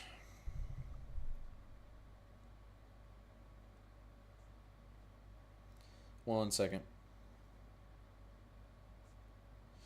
God, I have the Paw Patrol theme song stuck in my head because my son watches the movie like 8 times a day. Literally, Paw Patrol, Paw Patrol. It's stuck in my head and it's so annoying. It's pretty catchy, I'm not going to lie, though. But it literally replays in my head all day because that's what's always on in the background. Oh, jeez. At least it's not a bad song. Do you think Oklahoma will see snow Thursday and Friday? Yeah, especially central to eastern. I think it's... a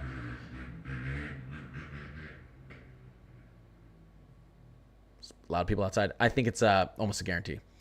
Let's see. Brother Diane Elizabeth, thank you guys.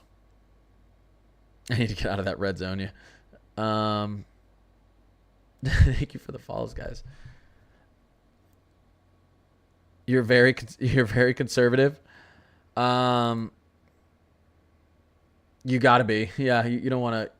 I don't want people coming back here in a few days yelling at me because I told them they were gonna get 3 feet of snow.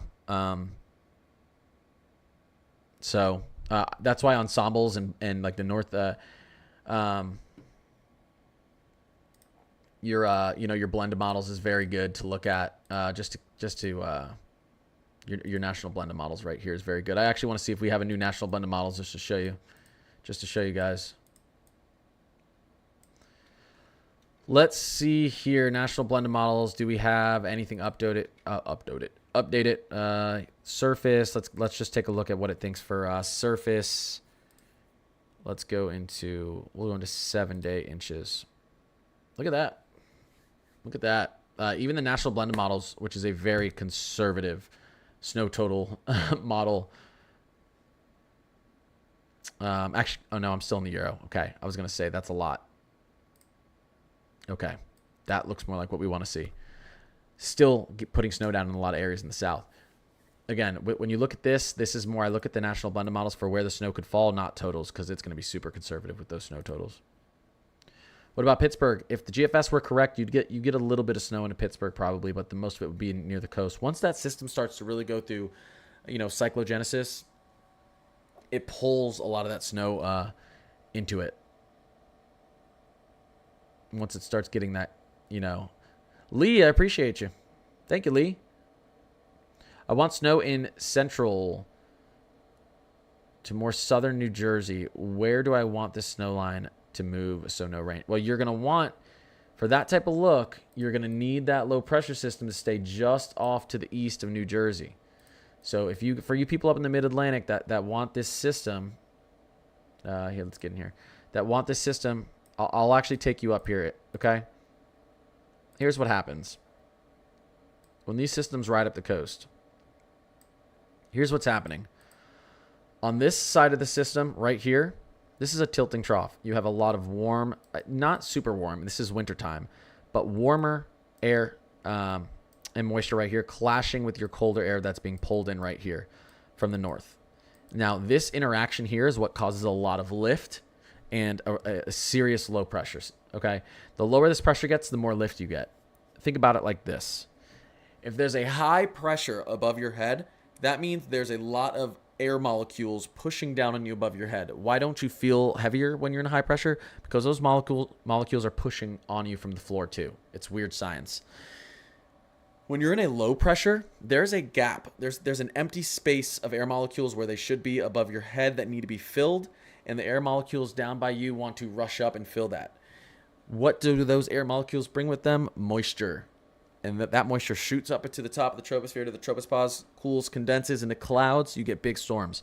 This cold air, warm air interaction, if you get a tilting trough, if you get a negative tilted trough like this, it wraps warm air in and slams it into this cold air. You get a low that deepens very quickly, and you basically have a land snow hurricane. Okay, this is what your nor'easters are. Now, if you want it to snow along the coast, you need this low pressure to stay just off the coast, because this line is always going to be right to the center and to the east, typically, of your low. And you can see where all your cold air and snow is going to be. It's always going to be just off to the west, because this is always going to be, our storm systems move, westerly, from west to east up in the northern hemisphere. So this is always going to be the cold air behind the system, and you're always going to have more warm air out ahead of the system. So again, now being this far out, we still don't know if we're going to get this type of look. This is really questionable. We could still get a Euro type of look where this doesn't happen. It goes off the coast of Virginia. But I'm just showing you if this were to happen, a shift, if this low were to shift, 30, 40 miles to the east, suddenly this is snow for everyone along the coast. If it sat like this, you guys would get, only an inch or two. So that's what's going on with that. Mezzo, what is going on? Mesomat, Redbird, Julie, good to see you in here. We got Mesomat in here, guys. Mesomatt. He does this full time. He's live streaming all the time. Great content. If you want to go show him some love, Mesomat. Mesomatt. That's my boy right there. What's going on, dude? The Weather Channel has Dallas getting 12 to 18 inches of snow. Do you think that's right? Let's ask Mesomat. Mesomat, do you think that's right?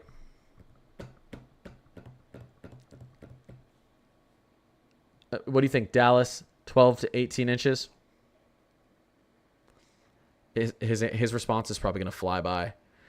He said it's going to go down. Hey, if Mesomat says it's right, then it's right. Okay? We're just going to go with it. Oh, we got the mods in here. If Mesomat says it's right, it's right. Listen, is it impossible? No. Is it plausible? Or is it plausible? Is that what it is? Plausible? You know what? It's not impossible. That's all I'm trying to say, but I highly doubt it. We did look in here early at some of the crazier totals. I'll just take you guys in here into Texas and show you some funny stuff right here. Watch this. I'm going to show you guys some funny stuff in here. Mezzo, I got my commercial license on all this stuff because you made me scared, so now I'm broke. Thanks a lot, man. Here, I'll show you some crazy stuff. We'll go to our Euro. Not even our ensemble. Yeah, we'll just go to our Euro. We'll go to our total Kuchera in inches. Kimber with the Galaxy. Thank you, Kimber. Manders, thank you. Kimber, I appreciate that. Listen, here's your Euro, which is silly because now you're like, this is being conservative. Here is your GFS, which is much more conservative. I don't know where they're seeing that crazy amount that you're being told. Oh, God, are they getting it from the Canadian? The Canadian's on crack, guys. I don't think this is going to happen. I don't know why some people are saying that much. Someone needs to go check on that local weather station in Dallas and see if they're doing sober broadcasts. 1 million grind. I appreciate you, Justine. No, I'm just kidding. That'd be crazy. Someone said 6 to 12 inches. Grayson County, Texas. Guys, everyone in Texas really needs to temper their expectations, because I've seen people get hyped up like this and then be completely heartbroken. Really, really need to temper your expectations here on what you could see. Look at the Canadian going crazy. Yeah, really, really need to temper your expectations. Now, our NAM, I think our NAM did some wacky stuff too, Texas, just because people keep asking about it. We'll look in here. This is the this is the NAM putting in 14 inches basically into Dallas. Not impossible, but I don't think it's going to happen, guys. Also, you should be really scared if you're in Dallas and you want snow, looking at the NAM where this snow line is. I mean, a shift slightly to the north would give you nothing. So temper your expectations. It's an exciting outlook, but you don't want to be, you don't want to go and be super disappointed. Things could change. Mezzo, I don't know if you're still in here, but I was talking about with them, what's going to be the difference here. Probable is the word. Yeah. Let's see here. I was talking about what's going on here. Tanner, I appreciate that. Appreciate the follows and subs, guys. Thank you. I'm approaching, get closer to 100K on TikTok. Here's what we're watching. Here's going to be the difference in the storm. For you guys who have been in here for a while, okay, and after I show this, I'm going to do what I usually do once a night or twice a night, and I'm just going to answer as many questions as quickly as I can. We're going to do a speed round because it's impossible to answer all your questions. Luca. Yeah. I'll stay up for the GFS update. It's about to come out. For people who weren't here in the beginning, here's the big difference between the models. The GFS wants a mega snowstorm, big snow, more snow in the south, more snow in the Ohio Valley, more snow for everyone. The Euro doesn't. The biggest difference is, they agree with this low, this system down here, this trough, this positive trough with the low pressure system down here. Completely agree. They don't agree with this secondary trough up to the north, with this, associated low. The GFS likes that secondary trough to dig, and this piece of energy to help to steer and negatively tilt our system to the south, our snow system to the south. This would dig down and really help to negatively tilt our snow system to the south, add a lot of energy to this, and we would have your kind of classic type of nor'easter setup up there. Your Euro doesn't like that at all. Your Euro likes that northern system to literally just skirt off and just pancake the system to the south. You can see it here. They don't combine, and literally like a pancake. And it's like, nope, this would be a bad result. Now you could still get a ton of snow on the back through here, but everyone out here would probably see less. So the NAM, our latest NAM looks to be somewhere in the middle, but I think it's agreeing more with the GFS. This is interesting. It does look like it wants this piece of energy to dip down a little bit more. This may help to bring it up the coast here. On the Euro, this thing is far off to the north. So I like how the NAM looks. I think the NAM looks good for the GFS type of outcome. Yeah, I mean, the GFS outcome and then this type of NAM outcome would be much better for Ohio. Both of these would be much better for Ohio. The NAM's not going to go far enough on this, but this you can already see where like this would push your snow so far. I mean, you would get snow through all these areas. Whereas with our Euro, if we did get that piece of energy in the north sliding off and not digging down to, remember, okay, let me just draw. Let me pretend like this is a football game. The Euro sees this trough here skirting off to the east. So you're just going to have this fizzle out like this. Okay, the GFS, as we move forward, and I'm going to show you this here, you can actually see it on this map as well. The GFS has this trough, and you can really see it start to dig here. Dig in and kind of pull, like grab it by its butt and shove it up here and tilt it. Okay, it's literally like just taking a hand and like being like, let's go, buddy, let's go dump 2 feet of snow for everyone up here. That's the huge difference that there's not agreement on. I think the NAM likes the GFS outcome more. You can literally see here. I mean, the Euro, our southern system right here is behind the significant part of that trough. So its arms aren't long enough. Here's its little fingers.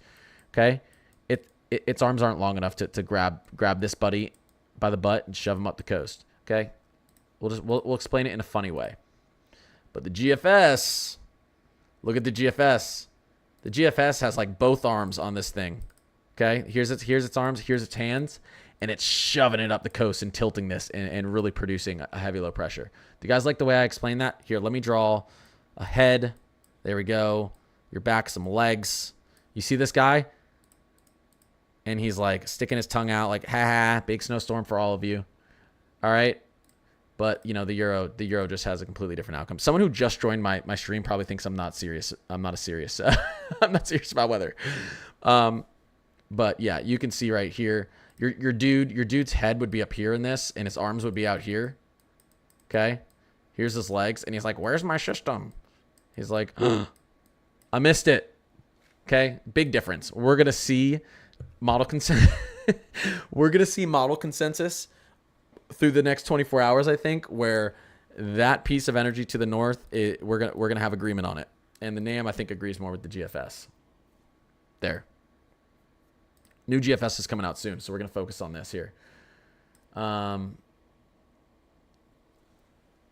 move north. Don't move north. Tennessee, the Euro and GFS put snow into all of Tennessee, but the GFS would put more in. What is a conservative guesstimate for Montco, PA? I don't know where that is. I live in PA. I don't know where that is. We need more snow in Cincy. You don't need more snow in Cincy, but the GFS and NAM solution right now look like it would be a lot more. Football weather is my new favorite. Some snowy playoff games. Let's see. Austin still not looking great. Still looking like he might be on the sleet side of this thing. We're not seeing any major ice totals that want to produce in Texas, but it's not an impossibility. Oh, Montgomery County. Montco. I've only been living here a couple years. I don't know all your abbreviations. Here.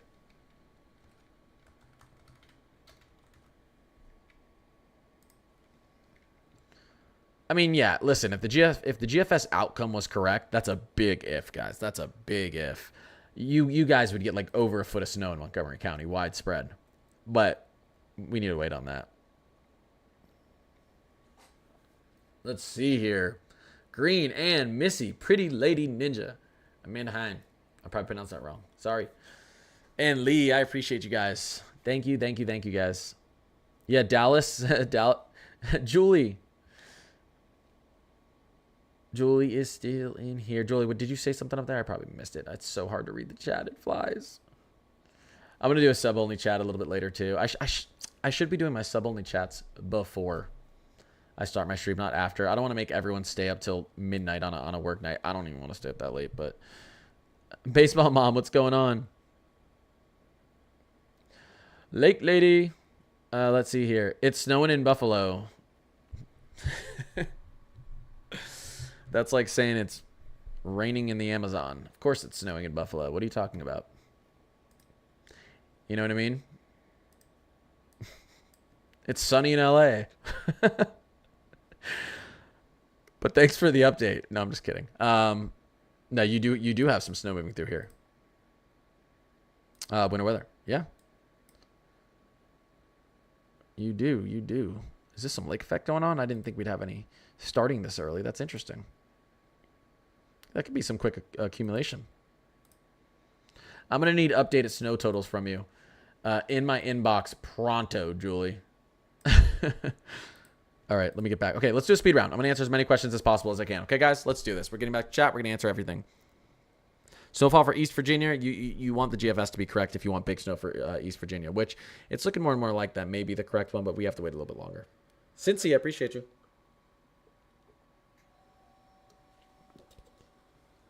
Okay. You know what?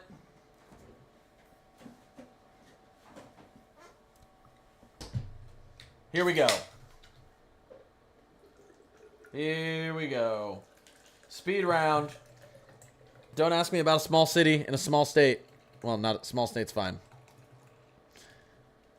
Just tell if I don't know. If you think I'm not going to know where the city is, just tell me what part of the state it's in. Okay, let's start asking questions.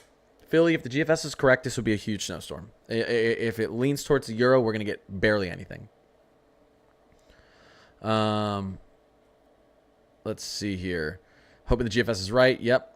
Let's see here. Thank you for all you do. I appreciate that, Tanya. Thank you. What time does GFS come out? It's coming out very, very soon. Very, very soon. I mean, the next 10 minutes if it didn't already start loading. So, yeah, next 10 minutes. The next 10 minutes. Here, while I'm answering this real quick, I'm just going to show you. I'm going to put on, because I want you guys to actually have a visual something while I'm talking to you guys. We'll put on our most updated snow probability map based on. We'll do. I'm gonna be. I usually don't do this. We'll do it based on the GFS, just based on our latest NAM outlook. 1 second, guys. So we'll go here. We'll go to US. We'll go global continental United States probabilities. 1 second, guys. I want to get you this real quick. GFS ensemble probability winter and inch or more snow. Here's an interesting map. Take it. And here we go. Okay. This is what the GFS likes. Oh, wow. This is weird. And this is our 18Z. Here's where the GFS could get. Here's the snow line for the GFS, basically. Okay. Once you get into that yellows, it thinks you're going to have you have a 50% chance of more of seeing an inch or more of accumulating snow. Millie, Beck, pretty lady, stepping out. I appreciate you guys. North Carolina, yeah, North Carolina, obviously the whole state could potentially see snow. The coastal area isn't looking as great, but you'd want the GFS to be correct, not the Euro. Check the icon 000 quickly. The icon kind of sucks, but yes, broken clock's right twice a day. So, wow, okay, the icon likes the GFS as well. It likes the GFS solution. So you have the NAM and icons kind of agreeing with that piece of energy, pulling the system up and tilting it a little bit. That's good news for you guys who want big snow. We'll see if this trend continues. Pretty lady, Mr. Jingles, Beck, Ryan, Aaron. Appreciate you guys. Thank you. Thank you for the follows, guys, and the subs. I really appreciate that. St. Louis. Wow, the chat's flying. That was hard. St. Louis, you could see snow with the system if the GFS is right, or the NAM. It does push snow pretty far out to the north and west. This could be a much better storm because we're not gonna have any serious. The odds of like a big tornado outbreak with this system aren't very strong. So I like storms where we're not worrying about a bunch of tornadoes going over people's houses. What about 50 miles north of Atlanta? Yeah, you guys are. I mean, most of these models want to give you a 70 to 100% chance of seeing an inch or more of accumulation, and it could be way more than an inch. So that's not a bad place to be with this storm. Do you think it will shift further south? Would that help the Piedmont, North Carolina get more snow? It could. We're still in the time frame it could shift south. Yeah, it's really tough to tell. Check your phone real quick. Yes, Mezzo. It's okay. Yeah, we do need to do it. We do need to do that. Hold up. I am TikTok Studios. Let's see here.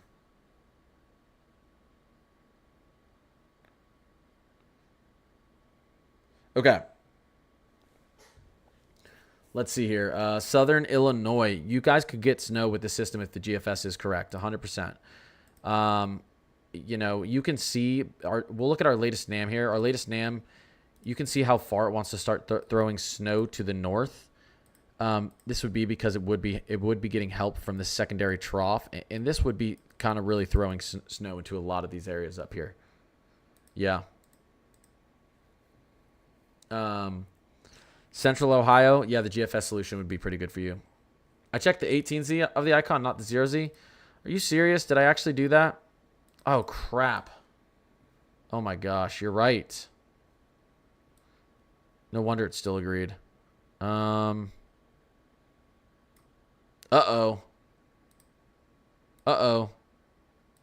Oh, but this isn't really done loading yet. Ooh, that snow's getting pretty far south with the. I don't know. This is concerning. What the but again, it's the icon. I wouldn't take much stock into the icon, but here, let's see here. This kind of looks like it may actually want to. This kind of looks like it may actually want to tilt. We have to see. We have to let that load in a little bit more. That's interesting. I have to wait and see. That's not really seen enough there yet. Is it looking worse for Dallas-Fort Worth snow accumulations? It's looking the same. There's models that want 3 inches. There's models that want 16. It's a ridiculous difference right now, but it's because you're right near where the snow sleet line could be. Night Owl, T-Folk, Tiffany, Tiff Bay. I appreciate you. Thank you, guys. Thank you. When will we have a more accurate picture of the storm? Well, we have our first NAM loading in, and once you get into the short range models, things start to look much better. If this snow starts falling Thursday afternoon, you can bet by Tuesday afternoon we better have some sort of a good idea. So tomorrow afternoon, when I have to go into the office tomorrow. I'm gonna be releasing a video around 5-6 o'clock tomorrow, and we better have a pretty good idea of what's gonna happen on Thursday, at least through this region. Okay, maybe not out here yet. Okay, in this area, but at least through this region, we better have a good idea of what's gonna happen tomorrow. And then as we get into late Tuesday and Wednesday, we should kind of have this nailed down. We're going to know what this piece is going to be doing up here. So, but we know the storm's coming. We know the storm's coming. So, okay, that's the first thing. So, 1 second here. We'll just look at our let's see. 1 second, guys.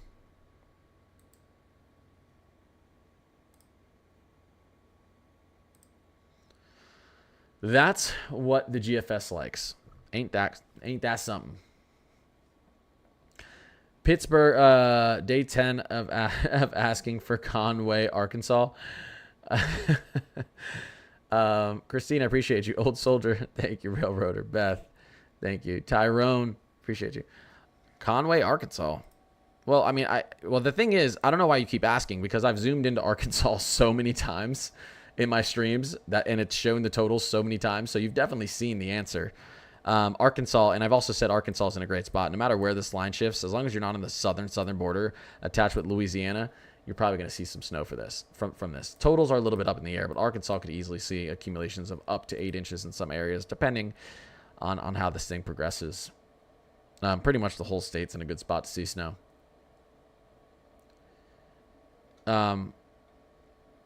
Yeah, this could be big snow for West Virginia, too, if we get that GFS looking right. Charlotte hasn't had snow in like 6 years. Wrong.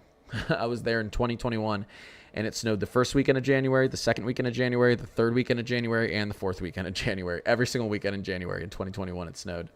So 3 years, maybe 4. They got about 8 inches that year in downtown Charlotte. So that was kind of cool. It might have been closer to 6 or 7 inches. Each one that came through dropped like 1 or 2 inches. But it accumulated, and it stayed around. There was snow on the ground for a long time in January. For over half the month, there was snow on the ground in Charlotte. But yes, it's been since then. I don't think you've seen anything since then. None. I don't think you've seen 0. So this would be nice for you. Pretty Lady, Joanna, appreciate you guys. Can you zoom into snow totals for Georgia? Yeah, this isn't going to be exact right now, but we can see what the GFS wants to put in there. I would take this with a grain of salt, though. This is kind of what it likes.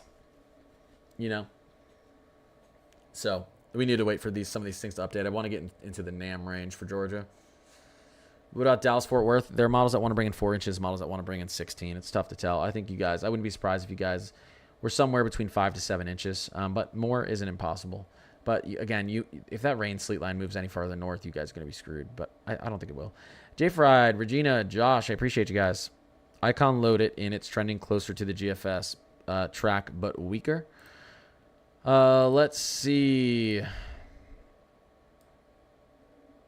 You're right. But what's important there is it still shows the tilting trough up there. Yes. This would potentially be big snow totals if the icon was right for Charlotte. That would be like over 8 inches of snow in Charlotte. But people in Charlotte, the icon's not the best model. It's right every now and then. This would be, that would be big snow for Charlotte. All of Tennessee and potentially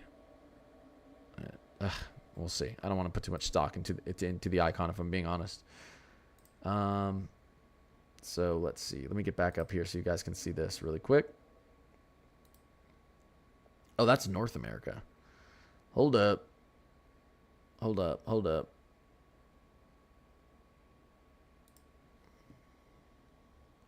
GFS uploaded yet? No, it's starting to load right now. The GFS is loading in right now, and that's really big, guys. We want to see what the GFS does. I saw 15 inches Cape Cod mass this morning, but I've heard from 6 to 15 inches. Yeah, no, it's very realistic that Cape Cod or mass could see 0 inches of snow. None, not even a dusting from this system.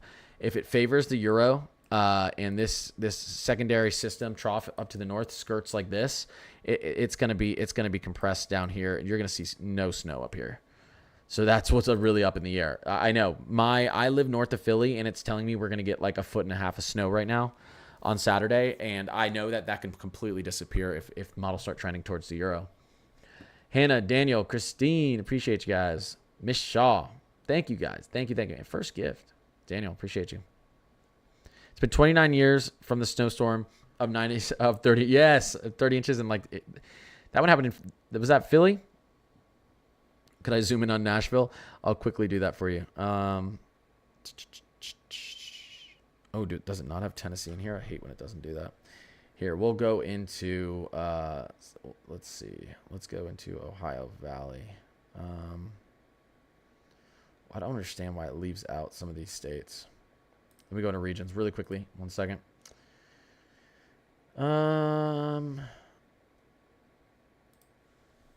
There's Tennessee. Appreciate the follows, guys. Thank you. Okay, Davey, Sarah. For those of you who don't know who are in here for the first time, I do post updates of this stuff every day, sometimes 2 posts a day, of everything that's going on in the country, what we could see snow-wise, severe weather-wise, all sorts of wise, temperature-wise, trends, outlooks, and I stream every single dang day. On the weekends, I try to stream a couple times a day. Usually I stream at night, but on the weekends, I try to stream during the day too. Let's see. Mass is overdue for a good storm. Yeah, I'm hoping it goes up there. What are you looking for with the GFS upload? I'm looking for that piece of energy to the north to also drop down and help tilt this thing up. So let's get back into here. Let's zoom back out. We're going to have... So the GFS should be starting right now to upload. Okay, it's not. It should be any second here.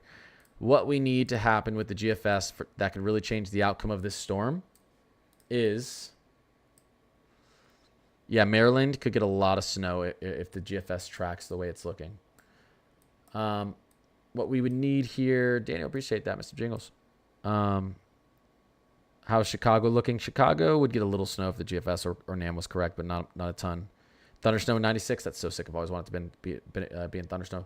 Langhorne, PA, yeah, if the GFS is correct, you guys would get a ton of snow. But again, take that with a grain of salt. We have to see how this adjusts. Here's what's happening on the GFS. And we've gone over this a couple times, but it's just really important. This is going to make the difference in the storm. All of our models agree on this. Our big low pressure system at the bottom of this trough right here, moving through the south, bringing snow. What they don't agree on is this piece of energy up here to the north. This is a secondary trough with the low pressure system. The Euro wants to bring it out here. This would there'd be nothing to amplify or tilt this trough, and it would just lose its energy and move off to the east, and there'd be much lower snow totals here and really no snow up in the northeast or through the Ohio Valley probably. But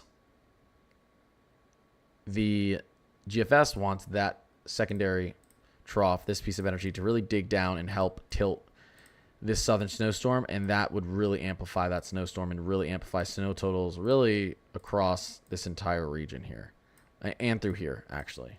So you guys down here are getting snow regardless. You guys are getting snow regardless.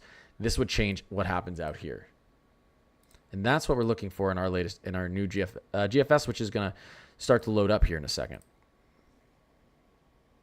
That's what's going to be big. Virginia could get a lot. Could is the word to use. Weather app for DFW says high is 35 on Thursday. Does that mean the snow will melt when it hits the ground since it's above freezing? No.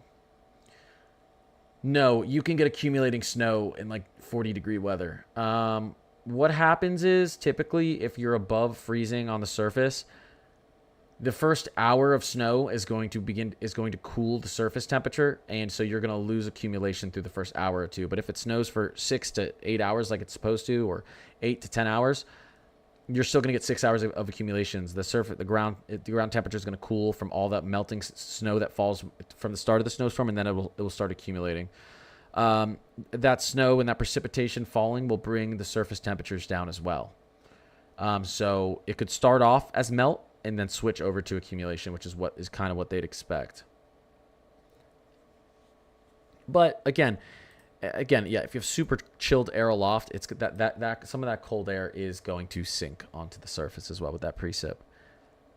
Anything going to happen in southwest Missouri if the GFS? Let's try this. 1 second, guys. There we go. Oh, okay. Now I wanted to see if it would work at all. You can't even see my face. Sorry guys. Yeah, if you're over on YouTube, you can't see. I'm doing a dual stream over there on TikTok right now. Very interesting. Let me get my chat back up here. Which is weird. No, you're good. I'll mute for a second. Okay. All right. Spartanburg, South Carolina. Listen, South Carolina is a really, you're going to want to be north and west in South Carolina. I really want this latest GFS to start loading in for us. That's why I keep showing kind of some of these maps, though. You can really see this is our GFS ensemble here.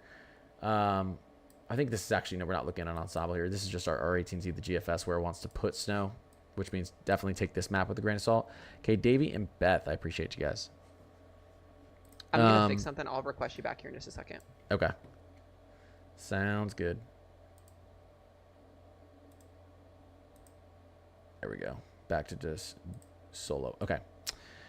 How's it looking for tomorrow? But yeah, sorry. What I was saying was, we haven't really seen a great look for coastal or near coastal snow in South Carolina. I do think you're going to get some coastal snow in North Carolina based on these latest trends, though. How's it looking for tomorrow morning? I have a flight New York to Indiana. I mean, you should be fine. Yeah, you should be good. It's going to be all good up there. Sassy bitch. Appreciate you, Cameron K. Davey. Hope the low pressure stays right off the coast of northern New Jersey, and I get a lot of snow. If it did stay off the coast, yeah, the mid-Atlantic people would be happy. Coastal mid-Atlantic people. What about Nashville? Yeah, Nashville's in a great spot to see a lot of snow no matter where this storm goes, honestly. Euro or GFS outcome. Mac, I need this thing to go slightly more south and then negatively tilt fast. North Carolina mountains. Now, North Carolina mountains, regardless of the outcome, are going to get a good accumulation, I think. Moises, Jojo, appreciate you. But yeah, the GFS, I think, would give you a better outcome. Zoom in to Maryland. Okay, but this is this isn't the model that I want you to look at because the odds of seeing these snow totals are very low. I think we're gonna, we have to see what's gonna happen with the storm track. We are gonna have to see what happens with the storm tracks. I should actually get off this look and go into an ensemble, so you guys don't get too excited. This could happen, but it's a little bit up in the air right now, guys. Does that say January 8th?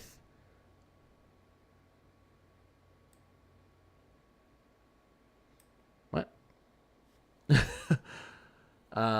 What does the Apple Weather app go off of? I don't even know, Jacob Boyce. Like it 1 second it's taking the GFS, the Euro, the Icon Canadian. It doesn't. It should be taking the global. It should be taking ensembles to be on the safe side of things, and it never does. It just shows a bunch of. That's why the Apple Weather app just flies around totals so much. Michael Latella, I'm probably saying that wrong. Really enjoying your broadcast. What is your background?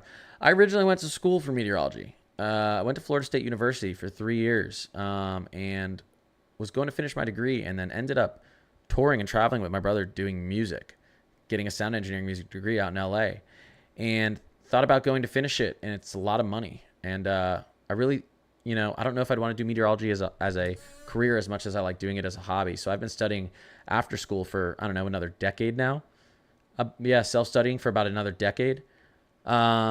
And yeah, it's just kind of been my passion my whole life. So, yeah, thought about finishing. It wouldn't take me long to finish that degree and get the piece of paper, but it'd be a lot of money. And I don't think I'd want to do this as, I don't think I'd ever want to work at like a weather station and have it would be a 9 to 5, but it's really enjoyable doing it as a hobby and kind of doing it on my own time. But I just like sharing, my knowledge with everyone else. All right, let me go back up here. And let's just take it back out really quickly, just because this is an interesting map. A lot of you guys, this is, a lot of people ask, what are the chances I get snow here? What are the chances I get snow? I can't tell you what the chances are. It's just such a, here, let me pull here, global. Oops, 1 second, guys. I got to get this to reload for me. Here we go. Probabilities. This is your latest update. This is the Euro, which is a pretty good snow model. Most widely considered the best global snow model up here in the Northern Hemisphere. And the red right there is the Euro, giving you a 90 to 100% chance of snow with the snowstorm next week. And the yellow to the red is about a 50 to 90% chance. And then once you get down to the bottom, it's like a 10 to 40% chance there. So not a bad outlook for a lot of people there in the south. We've talked about what we see moving forward. We've talked about what we see moving forward. We have a very cold trend through the end of January. Very cold trend. Again, historically, on average, your second to your fourth week of January are your coldest weeks in the Northern Hemisphere of the entire year. When you're seeing below average temperatures in your 2 to 3 coldest weeks of the entire year, that is significant cold, especially for the south. This is going to give you a much better chance of seeing more systems down here. Of the potential for more southern snow this year. I still have a gut feeling that this isn't going to be the last chance. I think you're going to have another opportunity in January. I talked about how I thought you'd have a good chance in the second week of January when we were in December, and that's already happening. It's not easy. It's not hard to see when you get this below average of temperatures in your coldest month and your coldest weeks. In the south, and especially over this long a period of time, there's plenty of opportunities for some pieces of energy, for some moisture to form down here and to give you, some sort of a southern snow track. So, yeah, my gut feeling is you'll probably be fine. You'll probably have another attempt at one here or two. We'll see as we move forward in time.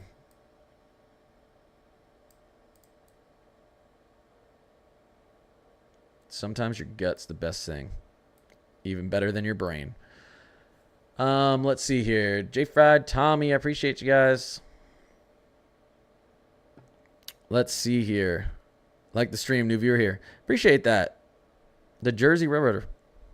Appreciate that. Marie said yes. It's so bizarre. It's changed like 15 times today. Yeah, it's a little all over the place. The Euro, the most accurate usually. Listen, the Euro does great with snow, but I would say great with snow up here. The Euro is not as good with snow down here. Once you start getting into the subtropics and the tropics, GFS is king. The GFS can see a low, the development of a low in the subtropics sometimes 10 to 14 days out. It's really impressive. That's why we use it a lot for hurricane season. We very rarely are like, let's look at the Euro to see what's going to happen 10 days from now in the Caribbean or the Gulf. Once you start getting down here, the GFS becomes king. The GFS has seen this low pressure system and that moisture forming down there for like the last 10 days. And I kept telling people I thought we'd have a chance for southern snow because of that. And everyone's like, the Euro doesn't see anything. The Euro doesn't see anything. But the Euro just doesn't do well at seeing, low development in the subtropics. So, but what the Euro was doing at the same time frame, the Euro's good at seeing cold air troughing, and the Euro was seeing that. It's just you put, a low forming in the subtropics mixing with cold air troughing from the north. They're both doing what they're best at with their models. It was kind of clear as day that you're going to get something through here. So sometimes you want to use, what the model's best at. So if the Euro's showing freezing temperatures entering the south but no moisture, well, I'll take the Euro's cold air forecast or outlook, and then I'll go over to the GFS, and if the GFS sees moisture down here at that time frame, well, then I'll just take that from it. So they're different in different ways. Or they're good in different ways. Yesy, Missy, and Leslie, appreciate you. Hey, you think North Alabama will be able to have a delay on school or canceled Tuesday? Tuesday? What's going on Tuesday? This is like a Thursday and a Friday thing. Friday thing for Alabama probably. So no, I don't think so. The GFS is loading now? It should be loading. It better be. Yeah, GFS is loading. Just start it though. See this? Just start it. GFS loads much quicker than the Euro though, at least, guys. So that's good. Let's see here. Can you talk about Pittsburgh, PA? Snow totals. This isn't going to be a huge snow event, for areas. If we were to see a GFS outcome and this thing were to cut up the coast, this wouldn't be a huge snow total event for people not near the coast. Pushing over towards western PA, but, you could see, I guess we can entertain that. 1 second here. I guess we can entertain that real quick. 7 days. So, yeah, maybe you could push 5-6 inches with this thing. The big snow event, if you were to see this really go along the coast, this is where you could see, a foot or two with this thing. This is showing some of the mountains here through West Virginia. New York, Long Island, yes. This would, if the GFS was correct, it'd be a big snowstorm for Long Island. If the Euro's correct, you'd probably get you wouldn't even get a dusting in the Long Island. Same with Philly. You need the GFS and kind of NAM and Icon to be correct over the Euro right here. It's good that those three models see something similar and the Euro doesn't. The Euro doesn't do as well down there in the subtropics. That's why I would just stick with the Euro, but in this case, what I'm seeing, it may not be correct. I clicked off for a minute. What was the update on Tennessee? Listen, Tennessee is great. It doesn't matter what model you look at for Tennessee. It wants somewhere between 3 to 9 inches across the whole state. So we'll see how that progresses. Dallas, Texas getting snow. Every model still has Dallas, Texas getting snow. Some models have the rain sleet line very close to Dallas, though, so I'd be careful. Hopefully, I know you guys want to see snow. Hopefully that line doesn't shift north. Crispy, I appreciate you. Which has a higher chance of happening, Euro or GFS? I would always say Euro. I'm almost 50-50 on this one, though. Usually I'm 80-20 on Euro. 80% likely Euro, 20% likely GFS. On this one, it's like a 50-50 split. We have some model consensus. We have more model consensus with the GFS outcome than the Euro. The GFS also typically does better with snowstorms that originate down here. It understands how the subtropics and tropic region works better. So it kind of can get a little bit better look through this region than the Euro can. Although what's going to determine how strong the storm is and where it steers is this northern piece of energy, this northern kind of cold air troughing with another low associated. So that's kind of the Euro strength. So, but again, it's really, I rarely would say that the GFS has good a chance as the Euro, but I think it does in this situation. I think it might have a little better chance here. Seth and Lauren, thank you guys. Thank you. 1,000 new followers over on TikTok from the stream. That is crazy. I appreciate you guys. And thank you on YouTube as well. I can't even see if I need a setup so I can see if someone subs on YouTube. I've just started streaming over there, and I need to set up my stream better so I can kind of see what's going on over there as well. If anyone is subbed over there on YouTube, I do really appreciate you guys. Thank you. I don't know what's going to happen with TikTok, so, I've got to kind of, just in case. But I like TikTok, but, kind of growing over there on YouTube. James and Lauren and Koopa, I appreciate you guys. How bad will it hit Pittsburgh? This is looking to be more of a... Here, we'll go back here, and I'll show you kind of some of our different models and what I think is actually going to happen. So... Mary, I appreciate that. Shout out Mary Hiles. Thank you. So here's our last GFS run. Here's the one that's been getting everyone hyped, and the GFS has consistently showed this. So, this would be 5 to 6 inches into Pittsburgh. Now, our Euro doesn't want this storm to negatively tilt, obviously. It wants it to kind of just flatten out. This is almost like a southern clipper. This would bring an inch into Pittsburgh. This would bring nothing. Maybe 2 inches. I doubt it, but an inch. Lauren, I appreciate that. So we're waiting to see, what the models think. The Icon and NAM look like they're agreeing with the GFS, especially the Icon. The NAM looks like it is too. If the Euro were to come out tonight, guys, if the euro were to come out tonight, and this is like, I hope we get agreement from the euro so I can stop wondering.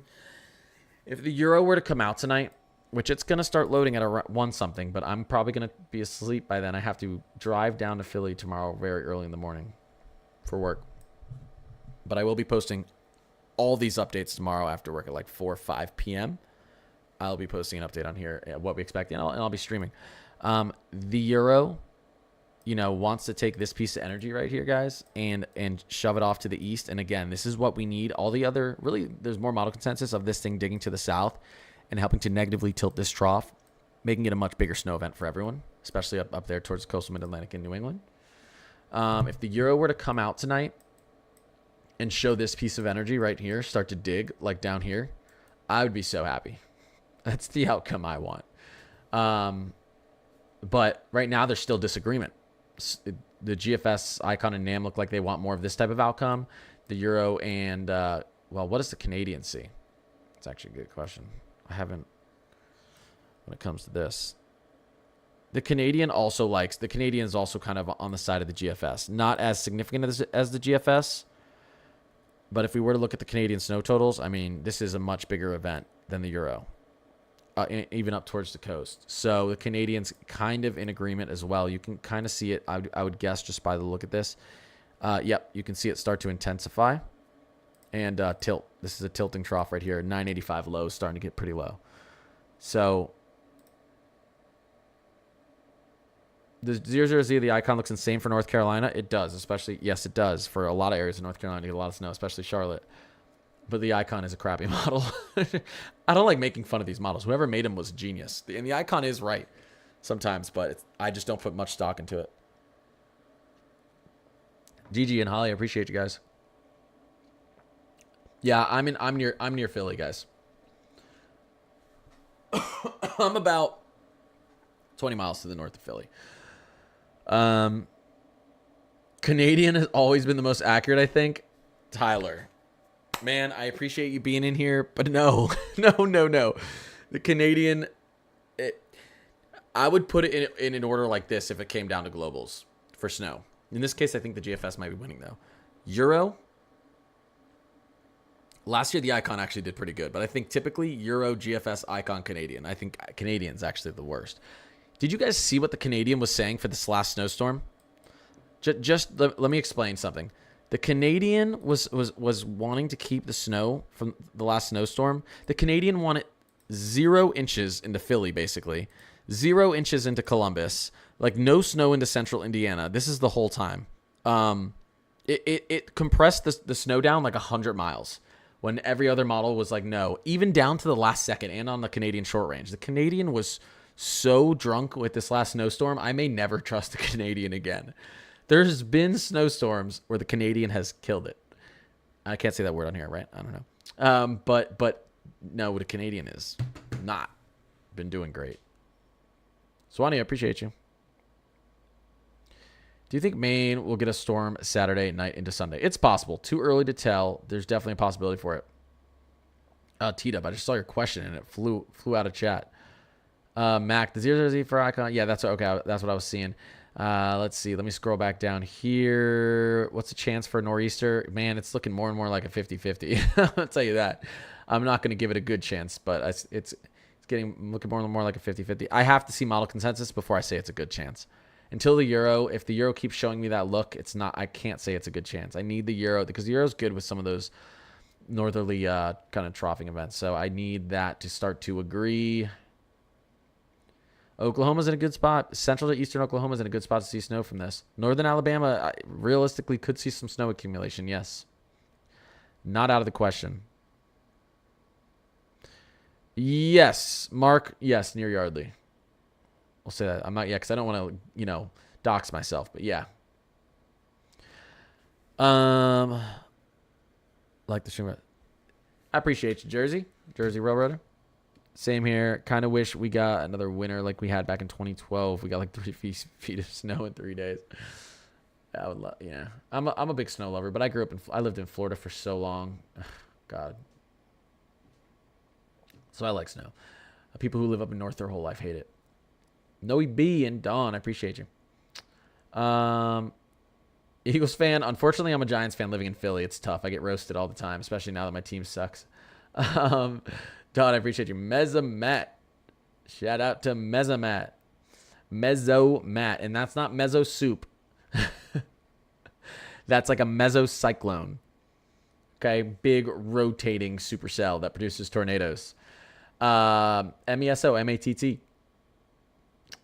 He's become a good friend of mine recently. I started doing this stuff and he reached out to me, and I've been a meteorology nerd for a very, very long time. I originally went to school for 3 years for meteorology, and then took a different career path, and then went back and studied it by myself for 10 years. I've been studying it ever since. I love it. But I've been a meteorology nerd my whole life. And I don't just like the fun, severe stuff in the snow, although it might look like it from these recent streams. I like everything about the climate, everything down to ocean currents, weird stuff that happens up in the stratosphere. I think it's all very cool. But he recently reached out to me and was like, hey, dude, like your stuff. We got a whole like team over here that you know, kind of makes this content and you know, gets the word out there when there's severe weather happening and all this stuff. And it's been pretty cool being a part of that team. So show them some love. Mezzomat, MESO, MATT. Big group of people. That's where a lot of my, you know, I have mods in here because of that team that allow the chat not to be spammed with weird stuff all the time too. So it's pretty awesome. Giants third pick. Oh my God. All we had to do was lose. We suck at winning. And then when we need all we do is lose. And then when we need to lose, we win. We're just the worst at everything. I know. Try being a Pittsburgh fan in Philly. You're right. I think that's a little worse. They really don't like each other. I don't know. Maybe a Cowboys fan in Philly would be the worst. Why does the total maps almost always say 10-1 ratio? Doesn't that up the totals? It should. It doesn't always, though. Swanee, I appreciate you. So what the 10-1 ratio assumes is that your temperatures on the surface are well below. My ears are popping again. 10-1 ratio assumes your surface temperatures and ground temperatures are well below freezing, and so it assumes you're gonna, for every 1 inch of precipitable water that falls, that's gonna be 10 inches of snow. Most of the time, you're not seeing those types of totals unless you're up in the northern plains, or you know, a lot of times, especially with our systems that scoot through the south and up the coast, you're not seeing a 10-1 ratio. You're seeing closer to like a 3-1 or 5-1. And people always want to show the 10-1 ratio, especially when clickbaiting, because it makes everything look so much higher. But every now and then, if your temperatures are cold enough, you will see a big fat ratio. So yeah. But sometimes the 10-1 ratio will actually be less. Or the 10-1 ratio compared to the Cuchero will outperform it sometimes. It's weird. It won't be less, but the Cuchero will actually put more snow on the ground than the 10-1 ratio. I don't understand. Is the GFS done yet? It's still loading. We can see how far out it is, the new GFS.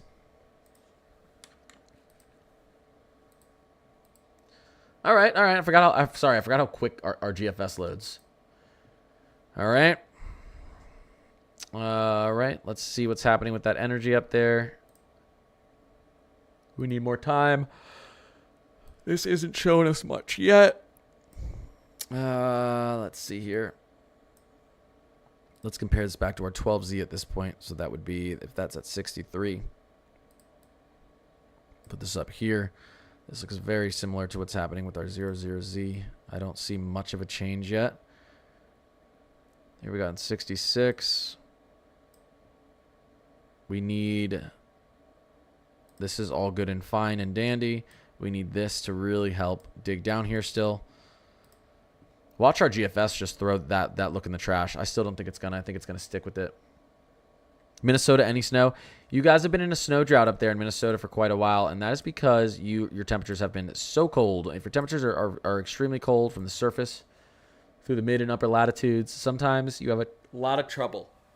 Oh, Swanee, thank you again, and user 48236. You get a lot of trouble getting snow. Listen, you need a little bit of instability in the atmosphere to get snow or to get precipitation. And you kind of got, it's what, you know, listen, a low pressure system can be created by diverging airs up at the troposphere. You have winds moving away from each other, emptying out a pocket of air, you get some lift. And I should be talking about highs. High pressures can be associated with converging airs diving air to the surface, not allowing for any lift.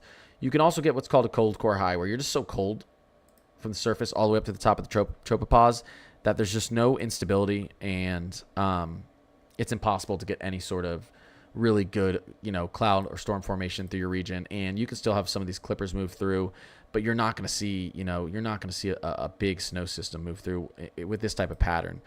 You guys aren't going to be stuck in this type of pattern forever. Late into January and as we move into February, I think I've been saying it for a while. I think we're going to see some snow increases up through the northern plains, and especially out here in the Rockies and in the Southwest. Can't be 100% certain of that. It's an outlook, but that's what I think looks most likely. Wow, the GFS moved this snow line even farther to the north, guys. We'll see, though. We could still see some of the snow in the back end dip down through Dallas, but this is an interesting look here. User 4823603. Thank you again. Sandra, I appreciate you. Nice having a weather guy that's real and not a clickbaiter. Jersey Railroader, appreciate that. Kayla said, wow. Let's see. What area do you expect to get the most snow with this system? It's going to be tough because it's consistently looked like Dallas. Your latest GFS is starting to move this snow line a little to the north. I've been telling you guys to be careful in Dallas. You guys don't listen to me. I've been worried about that rain sleet line in Dallas moving to the north. No one wants to listen to me. I don't know why. And look at our latest GFS. Look how far that moved to the north. Now, again, this would still likely move off to the east and pull some snow into Dallas with this. So I think you're okay. But this initial kind of formation looks like it wants to drop rain into Dallas. We need a 93 snowstorm for the south again. Listen, that wasn't just a 93 snowstorm for the south. That was a 93 snowstorm for everyone here. Everyone got feet of snow through there. That was a wild storm for everyone, but it did start in the south. Yeah. That south is where it started cooking, and it cooked all the way up the coast. The gourmet 5-course meal. GFS, please give us South Carolina snow. Guys, isn't this the fun part of it? Anticipating because once you get within 100 hours, every model run, matters so much. Matters so much, especially the consensus you start getting between them.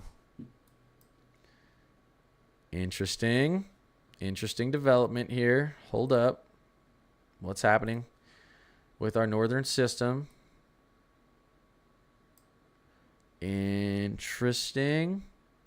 Let's go and compare this to our... I'm going to take questions 1 second, guys. Let's go and compare this to our 18Z. This is the best way to see, which way these systems are starting to trend. GFS at 81. And then we'll go to our 18Z Euro at... Here we go. At 86. 87. And compare these. Notice the big difference. GFS, this is the Euro. Notice this piece of energy. Let's go to our GFS now. Okay, here's the big difference. GFS is still looking good. Look at this piece of energy. So let's compare these. Interesting. I want to redraw this here. Let's focus on this. Okay. There. Let's focus on that so we can see a better comparison. Let's focus on that. You see GFS, Euro, GFS, Euro, GFS. GFS wants to dig this energy. The Euro wants to shift this energy off to the east. This is the old Euro, though. I think the new Euro might adjust to show what the GFS is showing. So new GFS, GFS. Yep, new GFS, old Euro. GFS is still wanting a stronger storm in the south. Still into the 00Z. This is a fresh data set now, guys. So 00Z and 12Zs are fresh data. These are your best runs. The 18C and 6C are okay. They adjust for time, but these are your best runs. All right, let me get back to answering questions. We'll watch as this 00Z kind of comes out here. This is a fun. Wow. All right, it's still being generous to the south. This would be Atlanta. This would be Atlanta snow. Still not sure, guys. We need time. This would be Charlotte snow. This would be aggressive snow through Tennessee. You would get snow on the back end into Dallas with this. Maybe still a few inches. I still don't know if this is going to be the outcome. Dallas could still see a bunch of snow. But, guys, I've been worried about this rain sleet line moving to the north. Models always trend farther south in the beginning, but this is actually trending. The GFS is trending even farther south with this snow as we move forward in time. Donna, Ikea, Eric, Sanders, appreciate you guys. I remember putting our milk on the porch here in Mississippi in 93 to keep it cold. We had no power. That's the only good part, right? You still have a fridge if it's cold with no power. I was born in 93. I just gave away my age, but a little bit too late. I think I was like 2 months old when that happened. It was a December. The 93 storm was in, wasn't it like December 21st or something like that, guys? 93 southern snow date. Storm of the century. Oh, no. Okay. The first big storm of the season was, I think, in right before Christmas time. That was a March storm. Because that whole season was insane. I was wrong there, guys. Let's see here. 1 second. We like to be blissfully optimistic. Connor, that's... Listen. Yeah, I know, Gracie, but I still think Dallas is going to get a decent snow. We'll see, though. I've been worried about Dallas getting more rain and sleet. Let's see here. Let's see. Kay and Quay. Eastern Kentucky is looking pretty good for snow if the GFS is right. Correct. You are correct on that. Look at this. Oh, this. I have family in Charlotte that really want it to snow. I really want it to snow for them. I've been telling them I thought they had a really good chance. I've been telling them I thought they had a really good chance for snow in Charlotte this year, and no one listened to me. And I also just want to be right because I like being right. Judy and Kate Quay, I appreciate you. I never say you have a really good chance for snow. I said you have a really good outlook for snow chances, which is true. Samantha, I appreciate you. Let's see here. Samantha, thank you. Thank you for the follows and subs, guys. I appreciate it. My channel's, I just kind of started YouTube. I'm just starting to stream on there. I have a lot of things I need to adjust, a lot of things I need to fix on my streams. They're not, I mean, I feel like the layout and stuff is good, but a lot of things I need to add, but I appreciate everyone who's been here. For anyone who's new, yeah, I post every day, stream every night. I'm going to be doing this nonstop, and it's just been, I've been getting some crazy growth lately, and it's kind of, I don't even know how to put it into words. It's just awesome. This is what I love doing. So if I didn't have another job or like, you know, a wife and child, I'd probably sit here for 20 hours a day doing this. If I'm being honest, I actually really, really enjoy talking about the weather, and I just would look at weather maps all day because I'm weird. You know, some people like rocks. I like clouds. You know, everyone's got their own thing. What does this new model mean for inland southern New Jersey? We don't know yet. We are not far enough. We don't know yet. But we will know soon. Soon meaning like 10 minutes maybe. Let's see here.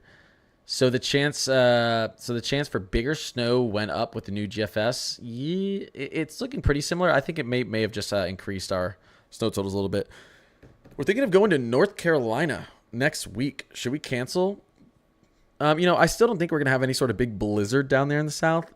This might be a fun and okay. Although Charlotte shut when it snowed, like the one snow in 2021, because it snowed multiple times in 2021. One was close to 3 inches in Charlotte, and the city literally shut down for a week. So they do not know how to handle snow down there. But you know, I wouldn't cancel based on right now. This wouldn't be like a blizzard type condition. With the ice behind it, that's concerning. Yeah, it's too. I think we need to wait another 24 to 48 hours before anyone cancels anything. Let me take a look at how this is handling this piece of energy up here now, guys. This 000 is going to be so important tonight. Okay, so let's go there. 102. Let's go here and compare it to our 18Z of our GFS really quickly. Let's go here. I want to see what type of adjustments we're actually seeing. Our 18Z. Here's our 18Z. We'll take this to 108, and so we'll put this now to right here. And let's take a quick look at our comparison. All right, interesting. Our 00Z wants to be, well, Our 00Z wants to be slightly less tilted. Oops, I just closed out of that. But let's see what happens here. Let's see here. So that's our 18Z, 00Z. 1 second, guys. We're gonna figure this out together. We are gonna figure this out together. 108, and let's bring this into about here. I think this is gonna be our right time frame. Interesting. You can kind of see a neutral trough that wants to tilt still in our new GFS. This new run, why do I keep closing out? This new run might not be as bullish for the Mid-Atlantic as we see this load in, actually. I'll show you right now. Still, I mean, this is still, okay, no, this is still a ton of snow. This wouldn't be a 2 feet event like the last GFS is showing, but this would be a foot or more. And this is a better outcome. Okay, this makes me happy. Now, this doesn't mean this is going to happen. We could still get a crappy storm. But at least for this GFS run, I can already tell wants to bring the low off the coast, which would mean no one would get rain on the Mid-Atlantic or New England coast if we saw this. It would be all snow. It would be not as heavy as snow, but it would be the difference between getting 2 feet of snow to a foot of snow. It's an interesting look. But again, what's important here is the GFS is holding on to this look still. The GFS is still holding on to this look. And you can see what it does. Do you guys want me to show you what these updated totals would look like? Again, take it with a grain of salt. We need some time to see how this stuff adjusts. You know, we'll really, what the Euro shows tonight is really going to give us a good look. You know, this would have the possibility to bring anywhere from 1 to 3 into Atlanta. You're really close to the snow line, though. I'd worry. This would still want to bring in a couple inches into Dallas. I told you guys be careful, but you know, this may be wrong. There's so much moisture down here. If the Euro thinks that troughing is going to be a little bit deeper, you still could have a big snow total in Dallas. We'll have to see. This would be good totals for a lot of people who haven't seen snow in a while here. With this latest look at the GFS, you know, that's a pretty good snow line right there. So, all right, had to see that.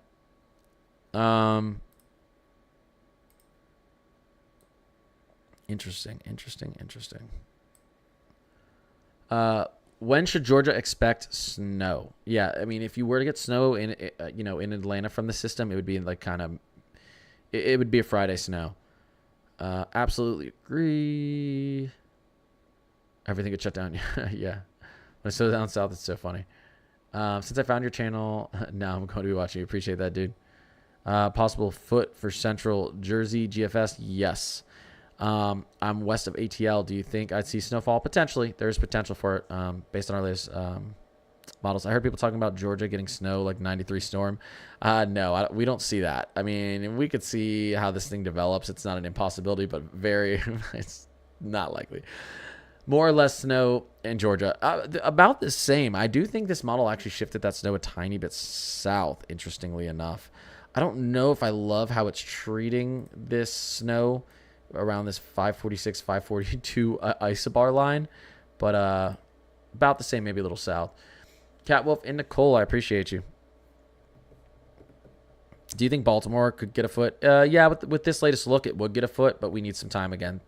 If the Euro finally starts to show the tilt in this storm, I think we'll start to have a lot more confidence on this system. We know it's coming, guys.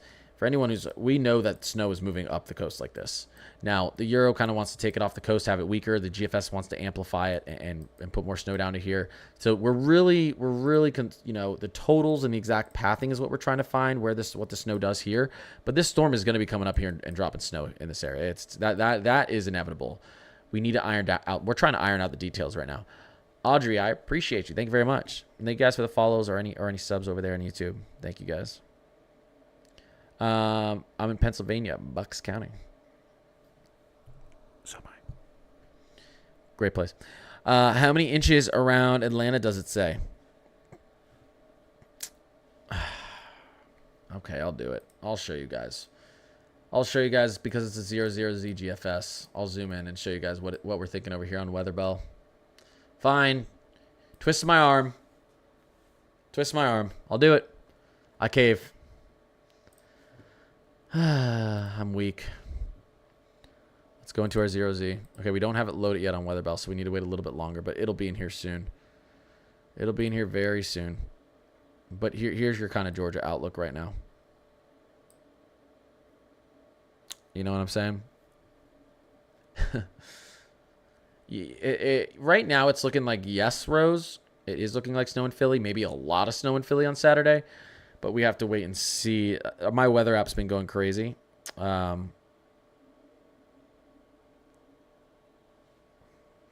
One second.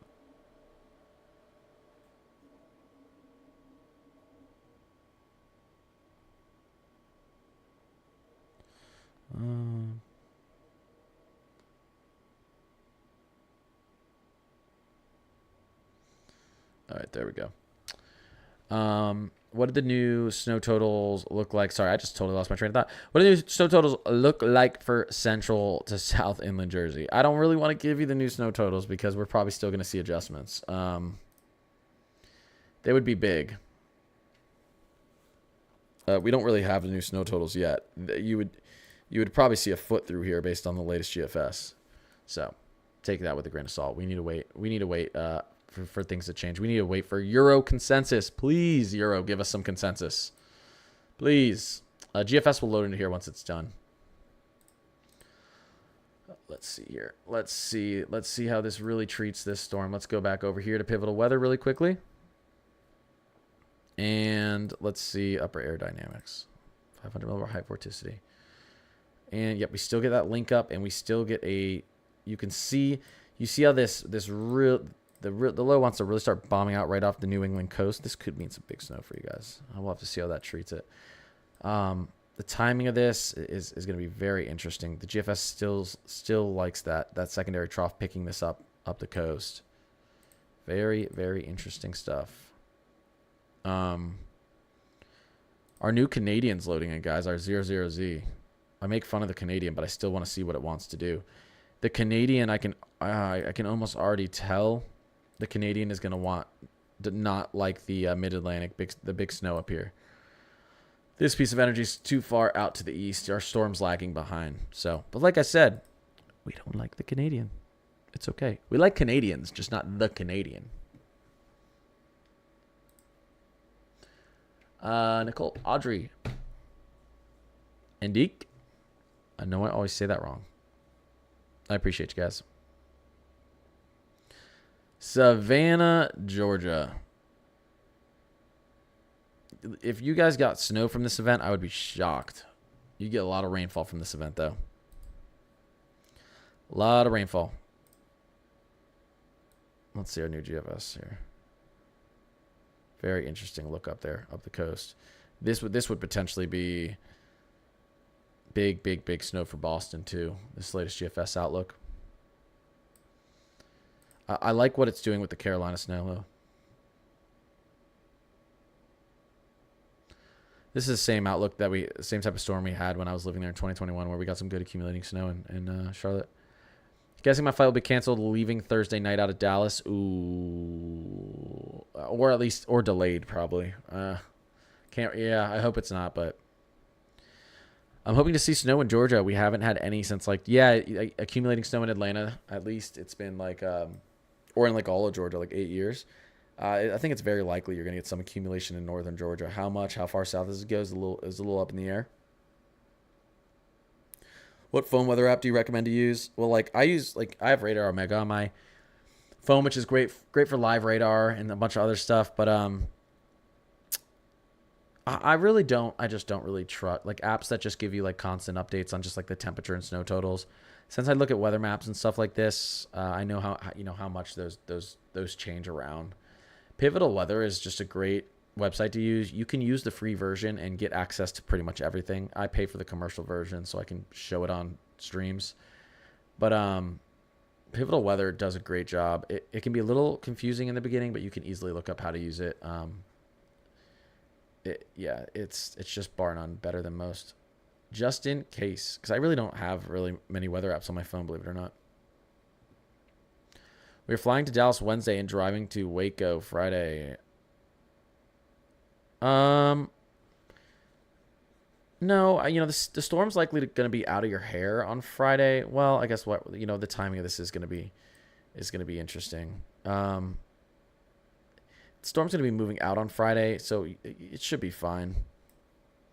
We'll have to see how this progresses, but that's what it looks like right now. So there's time for this system to move south. A little bit of time, yeah. Hoping for a good bit in Chattanooga, Tennessee. Every single model is really liking Tennessee for placement for this storm. West Tennessee, East Tennessee, North Tennessee, South Tennessee, everywhere. Yeah. Yep. It is liking everywhere. Let's see here. Is this next one going to hit southern Indiana as well? If you get more of a look of the GFS, yeah, potentially. I want to show you guys something here. Not to get you too excited, but the GFS showing a little bit of energy down here, 140 hours out, and us having confidence in the Euro, bringing all of this cold air down here. I'm just gonna say, guys, I called this snowstorm that's gonna happen. We'll have to see how it unfolds. Like 10 days ago, because we had the same type of event. We had high confidence and cold air, and we still do. We had high confidence in this cold air, very deep cold air troughing. This is after, guys. This is pushing into like next Monday. We're seeing a look. Take this with a large grain of salt, but this is exactly kind of what I saw, why I called this snowstorm we're about to have early. I would not be shocked if we had a second chance down here right after this. Just saying. Come back here when it happens. You're going to have a big period as we move into the second week of January through the third week. And really from like starting right after this event all the way through the end of January, where on average your temperatures are going to remain very cold down here in the south.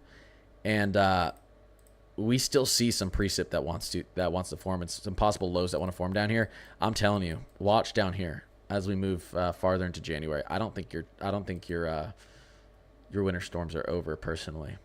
I normally wouldn't say that because of how bad our snow's been down there in the south, but we have not had a pattern like this. Below average temperatures expected through the last 3 weeks of January by the Climate Prediction Center, and average to above average precip during that time frame through this entire region. I mean, it is what it is. It's a great outlook for more snowstorms. Doesn't mean you're going to get them, but it's a great outlook for them. Including, when you get storms down here in the south, snowstorms, it looks better for your mid-Atlantic and New England because, they typically want to move in that direction. So, yeah, it's still a good outlook. Let's see here. Mark, have a good night, man. Appreciate you being in here. Thunderstorm from Mississippi, maybe. That would be sick. I'm not going to say it's an impossibility. See you later, Jersey Railroader. Yeah, have a good night. Thanks for being in here, man. I'm going to head over and do a sub-only stream in a second here on TikTok just to finish off so I can answer, because I know I missed a lot of my subs questions. So really quickly, I just want to go over this. Let's see. Thinking of pursuing a career in some type of weather job. Do you recommend? I'll tell you right now, meteorology is a little underpaid when you do it commercially. Like if you're going to be doing it for a news channel or any sort of thing like that, it's a lot of hard work. I wanted to do that for a while. I really like doing this as a hobby. It's really cool. It does take a little bit of an investment, like streaming computer software. I subscribe to a lot of these different things so I can show you guys different maps. But it's really awesome. I think it's really fun, and the one thing about this type of stuff is it is always interesting and it is always changing. There's not a boring day. I shouldn't say that. Sometimes dead in the middle of summer when there's no cold-warm interaction across the central country and we're just sunny everywhere and hot, that's kind of boring. But for the most part, it's not. Colleen, Tanner, I appreciate you guys. Okay, I'm gonna hop off here. I'm gonna do a sub-only chat on TikTok for a little bit here, 15, 20 minutes. I'm gonna release an update tomorrow at around 4 p.m. or 5 p.m. on everything. I have a good feeling we're gonna have model consensus and actually know if we're gonna have a negatively tilting trough, bringing tons of snow into this area and potentially out here in the Ohio Valley, or if we're gonna have a European type of output where we're gonna have a smush storm here. We're going to go over snow totals tomorrow. We're going to be well within the forecasting range, well under 96 hours. So we'll probably be able to talk about snow totals with a little more confidence. The snow line, who's going to see it, who's not going to see it tomorrow. And maybe we'll see if the Euro starts to pick up on this look, because this may be another system. But we're gonna hold back on that a little bit. I know there's a ton of questions I didn't get to answer. And I apologize. I'm just one person. But that's why I try to cover everything in my videos that I post every day on TikTok. So I try to go through the regions. But I'll continue to put out updates, and I'll be back on stream tomorrow. And I'm gonna go do sub only right now. I appreciate you all being in here. Anyone who gifted, followed, sub, thank you guys. It is extremely helpful for growing my channel. It means a lot to me. I can't even tell you. Have a good night, and I might see you over in the sub only stream on TikTok if you join there.